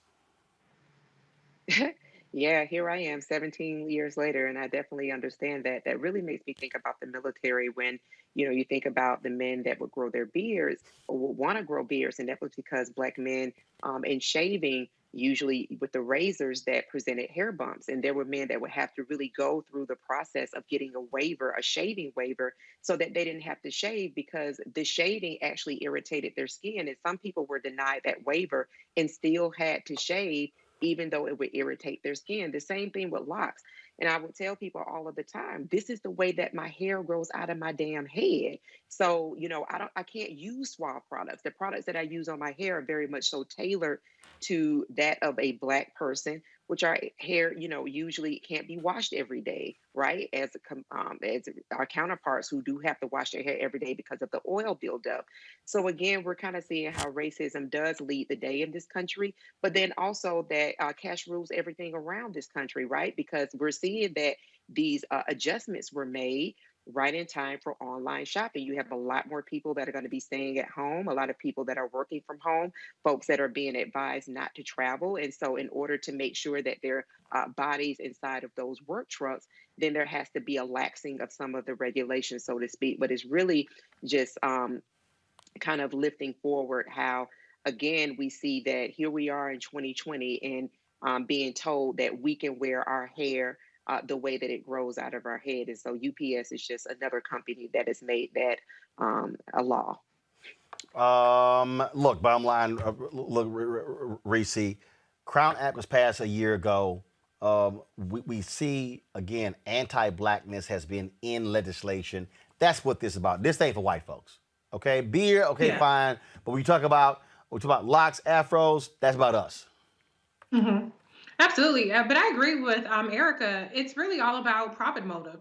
The bottom line is now, UPS has to compete with Amazon, for instance, for deliveries. People can roll out of bed, get in their Honda, and go deliver a package to anybody's door, okay, thanks to Amazon and the way that they do things. And so if you want to compete, you have to adjust to the marketplace. You have to adjust to the demand and the supply. And the bottom line is that Black people, they don't have to work for UPS if they want to have a career in being a, delivery person. And so I think it's a wise move. And, perhaps to give them a little bit of goodwill. I'm not going to give them a cookie for that, but to your point, it is a shame that we have to continue to regulate this. I would love to see some movement on this if we do get a 50-50 Senate on the Crown Act that was introduced by, I believe, Senator Cory Booker. It's already been introduced in the House. This is one of those things we just have to take it national and ensure that people don't, and it's not just a corporate thing, but it's also people, children in schools who've had this hair discrimination. It's an issue and it has to stop yesterday. Greg? Yeah, no, funny you mentioned baseball, Roland. I was a Cincinnati Reds fan growing up. We could get them on the radio in Nashville, and they had a facial hair rule. So George Foster, Ken Griffey Sr., Ken Griffey Jr.'s daddy, all those Black ball players. When Dave Parker came to play for the Reds, everybody had to shave. And I remember when the Yankees made Oscar Gamble cut his afro. And I think it was 1976. We were kids, man. That was absolutely aimed at Black men. So shout out to the Teamsters. 300,000 UPS employees represented by the Teamsters. Organized labor is important. You want to know why it matters? Elections matter. EOC forced the UPS into a settlement over religious exemptions a couple of years ago. It's very important. And I echo what Reese has said and what Eric had said. In a moment of COVID-19 and respect to everyone out here delivering packages and doing this work, they're going to hire a bunch more people. And frankly, they're going to put a lot of people in harm safe out there, UPS, because they're going to hire you and they have to lift this rule in part petition for those jobs. All right then, folks. In 2002, Morris Brown College lost its accreditation. Financial mismanagement, issues by the HBCU's president and top administrators led to the school's accreditation being revoked by the Southern Association of Colleges and Schools. They have been fighting to regain it ever since. Representatives for the college announced yesterday that its application for accreditation was approved by the Transnational Association of Christian Colleges and Schools, bringing them closer to their goal. Greg, why is this important? They've been fighting for a long time, and so clearly they're switching accreditation council. This has been one of the things that folks don't realize, and people also don't realize this accreditation piece is important because if they say pull it back, your students can't get financial aid. That means you're DOA. That's right. And in fact, we should pause to commend the courage and the tenacity of Morris Brown College, particularly the alumni, because a lot of people don't know Morris Brown never closed the door. No. I remember when Morris Brown lost its accreditation. In fact, one of my two best friends in the world, Dr. Mario Beatty from Ohio, Cincinnati, ironically, one of the great scholars in historically Black colleges, was the chair of the African World Studies Department at Morris Brown. I used to go to his office in Fountain Hall. That was W.E.B. Du Bois's office, because those buildings used to be Atlanta University. And I've always told students, never omit Morris Brown when you name the colleges of the Atlanta University Center, because even though they lost their accreditation, you had folks who still went to Morris Brown. And so I remember when they lost, and I remember the circumstances, but it's important. And the fact that they've gone with this organization, National Association of Christian Colleges, they're not the only HBCU. Payne College in Augusta, Georgia is a member of TAC. Also, Paul Quinn, that's doing some incredible things down there in Texas, and Shorter out of Arkansas. So Morris Brown will be the fourth. It's important because Morris Brown College, by the way, the only school in the Atlanta University Center named for a Black person, the second bishop of the AME Church, founded by the AME Church. Morris Brown is bigger than just Morris Brown. Morris Brown symbolizes Black self-determination. The Black church, founding a Black college that created Black graduates for well over a century and a half. 1881 or 82, I think Morris Brown was founded. But Morris Brown being restored to full accreditation sends a signal across this country that Black people will not be denied. And if we have tenacity, we can get back to where we were. And so God bless the Wolverines. Shout out to y'all. Where they filmed the Drumline. We need that football. But also where they filmed the Quad that was on BET, and so I shot one of the episodes there. Actually, it was season 2, which happened to be the highest rated show that year. I'm just saying. It was the highest rated episode that season. I'm just saying. Don't hate, congratulate. I might let you celebrate. All right, y'all. I've seen some hilarious videos on social media. Oh my God, this is absolutely one of the funniest. This is is it a remake? I guess you can call it a remake of a Keith Sweat song. Y'all, watch this. I can't believe it. No. All my dreams came true. America voted, and the country turned blue. We wanted Joe Biden for the next 4 years. We wanted Kamala, and now there's no need to fear. And who's commander-in-chief? Joe Biden. The one that Trump can't defeat. Joe Biden. Who can fix the economy? Joe Biden. Joe Biden, baby. Joe Biden. Who will treat us equally? Joe Biden. Who can give us what we need? Joe Biden. Who can take this virus down? Joe Biden, baby. Joe Biden. Reese, I'm sorry. I saw that and I was like, yo, I got to play this one. Let me tell you something. The 40% is trying to make themselves be known because we know most of the white folks voted for your president, Donald Trump. And put that in the song. Why don't y'all come out now, child? Let's not rewrite history. So I think if the 40% is like, not me, I didn't do that. Okay, that's fine. You was a little flat. But I give you A for effort because I guess you one of the good ones. I guess if we're gonna give you some credit, you're gonna go viral. I think Black people could have done a better remix, but congratulations for going viral. I mean, look, there's some white folks voted for him. 30 to something, 30 to 40. But here's the deal. Here's the deal, though. When you win, you need everybody. Bottom line is this is a close ass election. Every vote count. But I've been watching a lot of these videos, Greg. That I'm like, y'all really pull a Keith Sweat out. I gotta test Keith to see what he think about that. No, brother. Look, I have a friend who has a nephew and his little boy. He didn't answer. They asked him a question and he didn't say, "I don't know that." He said, "I cannot know it. I cannot know it, brother. I cannot know it. I cannot know it. Erica, I can't unhear that, brother. Why did you do that? Come on, now I had to play it. I mean, it didn't fit in the crazy ass white people, but I had to play it. Erica, look at me. Look, Erica, look at Erica. Look at her face. Look at her. My forever move. That is my forever move. Hey. That's my forever mood. That face, that frozen face, that's my forever mood. Hey, look, I saw it. I had to play it. All right, y'all. Last night, Country Music Awards had their show, and country music superstar Marie Morris used her time in the spotlight at the CMA to honor some of the black female country artists. Here's her speech. There are some names in my mind that I want to give recognition to because I'm just a fan of their music and they are country as it gets. And I just want them all to know how much we love them back. And just check out their music after this. It's Linda Martell, Yola, Mickey Guyton, Rissy Palmer, Brittany Spencer, Rhiannon Giddens. There are so many amazing black women that pioneered and continue to pioneer this genre.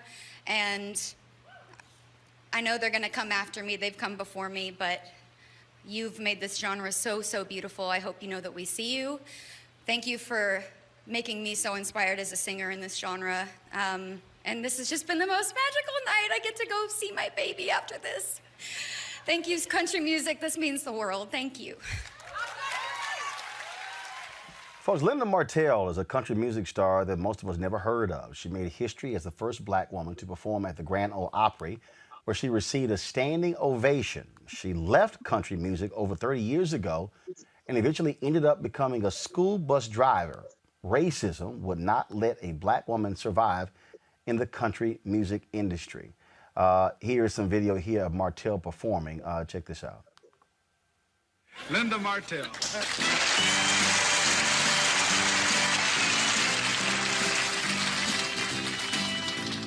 Living and working in the city, I thought I was a big deal.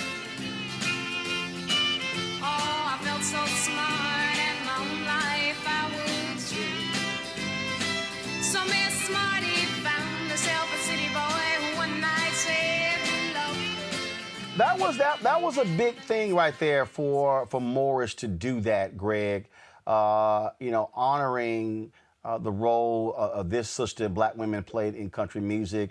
I mean, look, country music ain't nothing but white folks blues. And country music roots come out of the blues. I mean, that's just the reality. No, that's right. I mean, you know, I grew up in Nashville, so we grew up listening to country music, man. The great D. Ford Bailey, who opened the Grand Ole Opry broadcast back in the 40s out of Nashville. For her to take the stage at the Ryman, the mother church of country music, is nothing but African, because we know those stringed instruments came out of West Africa. But Linda Martell, who's still alive in South Carolina, she made early hits. Well, she had early recordings, like she recorded Color Him Father, a country music version. And that clip you just saw was showed with Ward Clark. That's all Hee Haw. We used to watch Hee Haw. Yep. Imagine same here, my grandparents. Oh, no question, brother. You already know. I mean, there was Charlie Pride for sure. But if Linda Martell hadn't run into that buzzsaw of sexism and that combination, she could have very easily been a household name just like Charlie Pride.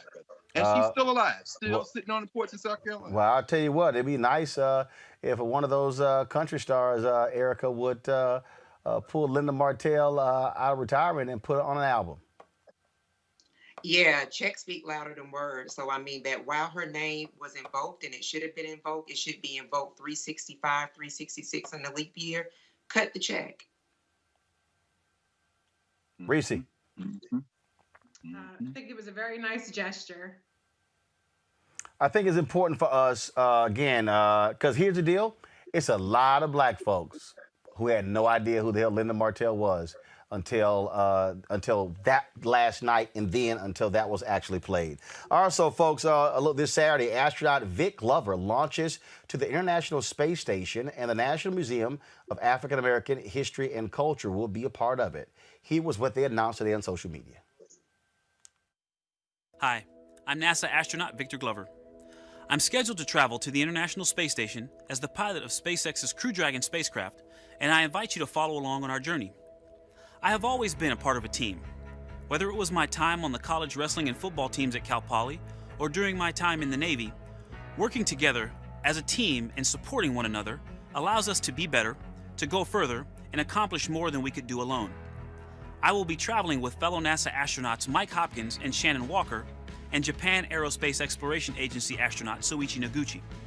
We'll be a part of Expedition 64, where we will live aboard the International Space Station for several months. While there, we will work as a team to complete science experiments, spacewalks, and to keep the space station clean and safe. All of these tasks are important to have a safe and successful mission. Our team is not limited to those aboard the space station. We will work with a team of scientists and engineers, as well as mission control all over the world. They will protect and guide us from the ground and support the science and other activities while we're in orbit and during our return to Earth. I will also be joining forces with 2 Smithsonian museums, the National Air and Space Museum and the National Museum of African American History and Culture. The museums will be helping us in space to keep in touch with all of you during our stay on the space station. I will be taking questions aboard the space station from students like you about what my time in space is like during an event with the Smithsonian. And while I'm in space, I want you to be involved and to become a part of our team. I believe that the same teamwork used by us at NASA to investigate extreme weather and to help unlock the secrets of the universe can be used to solve our most pressing issues here on Earth. If we hope to solve humanity's most important problems, we must work together. We need each other. Just as our society today is built on the work done in the past by people like Frederick Douglass, Ida B. Wells, Fannie Lou Hamer, John Lewis, and many others, our mission builds on the work of other astronauts, engineers, and scientists that have come before us, including Katherine Johnson, Mary Jackson, Dorothy Vaughan, Charlie Bolden, Alvin Drew, and Mae Jemison. They and many others have paved the way for us to work and live in space. We hope to continue their legacy. We ask that you join us in our commitment to excellence, teamwork, and communication. All teams need diverse members in terms of their backgrounds, skill sets, and ways of thinking. So I'm asking all of you to come together to complete a project about teamwork. I want you to show me what teamwork looks like in your life. Whether it's on a sports team, at your school, or in your community, but I want you to do it through art. The arts allow us to uniquely express ourselves and to connect with one another in new and exciting ways. Coming together through the arts can help us to create a better and more beautiful world. It will take all of us exploring, learning, and sharing to create a better future for humanity. Let's explore together. You can get more information on the NMAAHC website. All right, folks, Lucille Bridges, the mother of civil rights activist Ruby Bridges, who walked with her then 6-year-old daughter past crowds screaming racist slurs as she became the first black student at her all-white New Orleans elementary school, has died at the age of 86. Her daughter went on to become an icon of the civil rights movement, memorialized in Norman Rockwell's famous painting, The Problem We All Live With, which depicts a tiny Ruby in a white dress carrying her notebooks and a ruler surrounded by much taller U.S. Marshals. Ruby once credited her parents as the forces behind her history-making achievement. The image of Ruby from a Norman Rockwell painting has gotten renewed attention in recent years as an adapted version that shows Vice President-elect Kamala Harris walking beside her. We certainly send our thoughts and prayers to Ruby Bridges and all of those who love her mother, Lucille. I'll start with you, Greg. The reason this matters is because when we start talking about the work of the children during the movement, Little Rock Nine, Ruby Bridges, those were parents making decisions to say, we're going into that school. We can't just talk about Ruby Bridges had courage. Her mama and daddy had to have some courage. Roland, the greatest untold story, because it's not important to white America, but we should know it.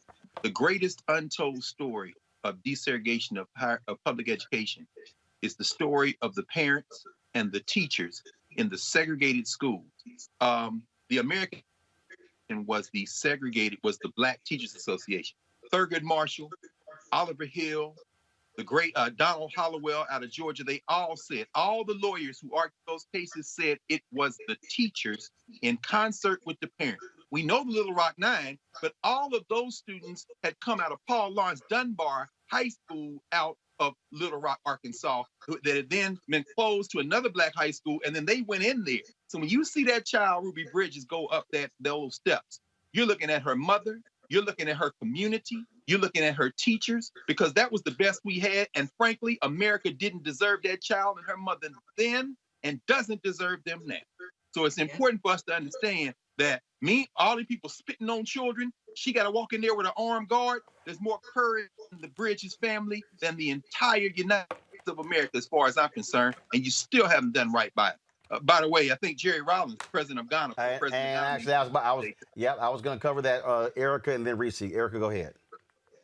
Yeah, I echo and amen everything that Dr. Carr said. And it's most important to remember that you were dealing with parents who had little to no education when they made such a brave decision. So again, just to go back to people who talk about, they're not their ancestors, you can get these hands, baby. You could never, the level of sacrifice that was made at that time, which were incredibly more turbulent and more dangerous than times are before. People could never make those decisions that the now late ancestor, Miss Bridges, did. And then also just to think about, her passing, we think about that she's someone the same age as many folks' grandparents, and that we're still just one generation removed from segregation. So much love, much honor to the Bridges family. And I echo what Dr.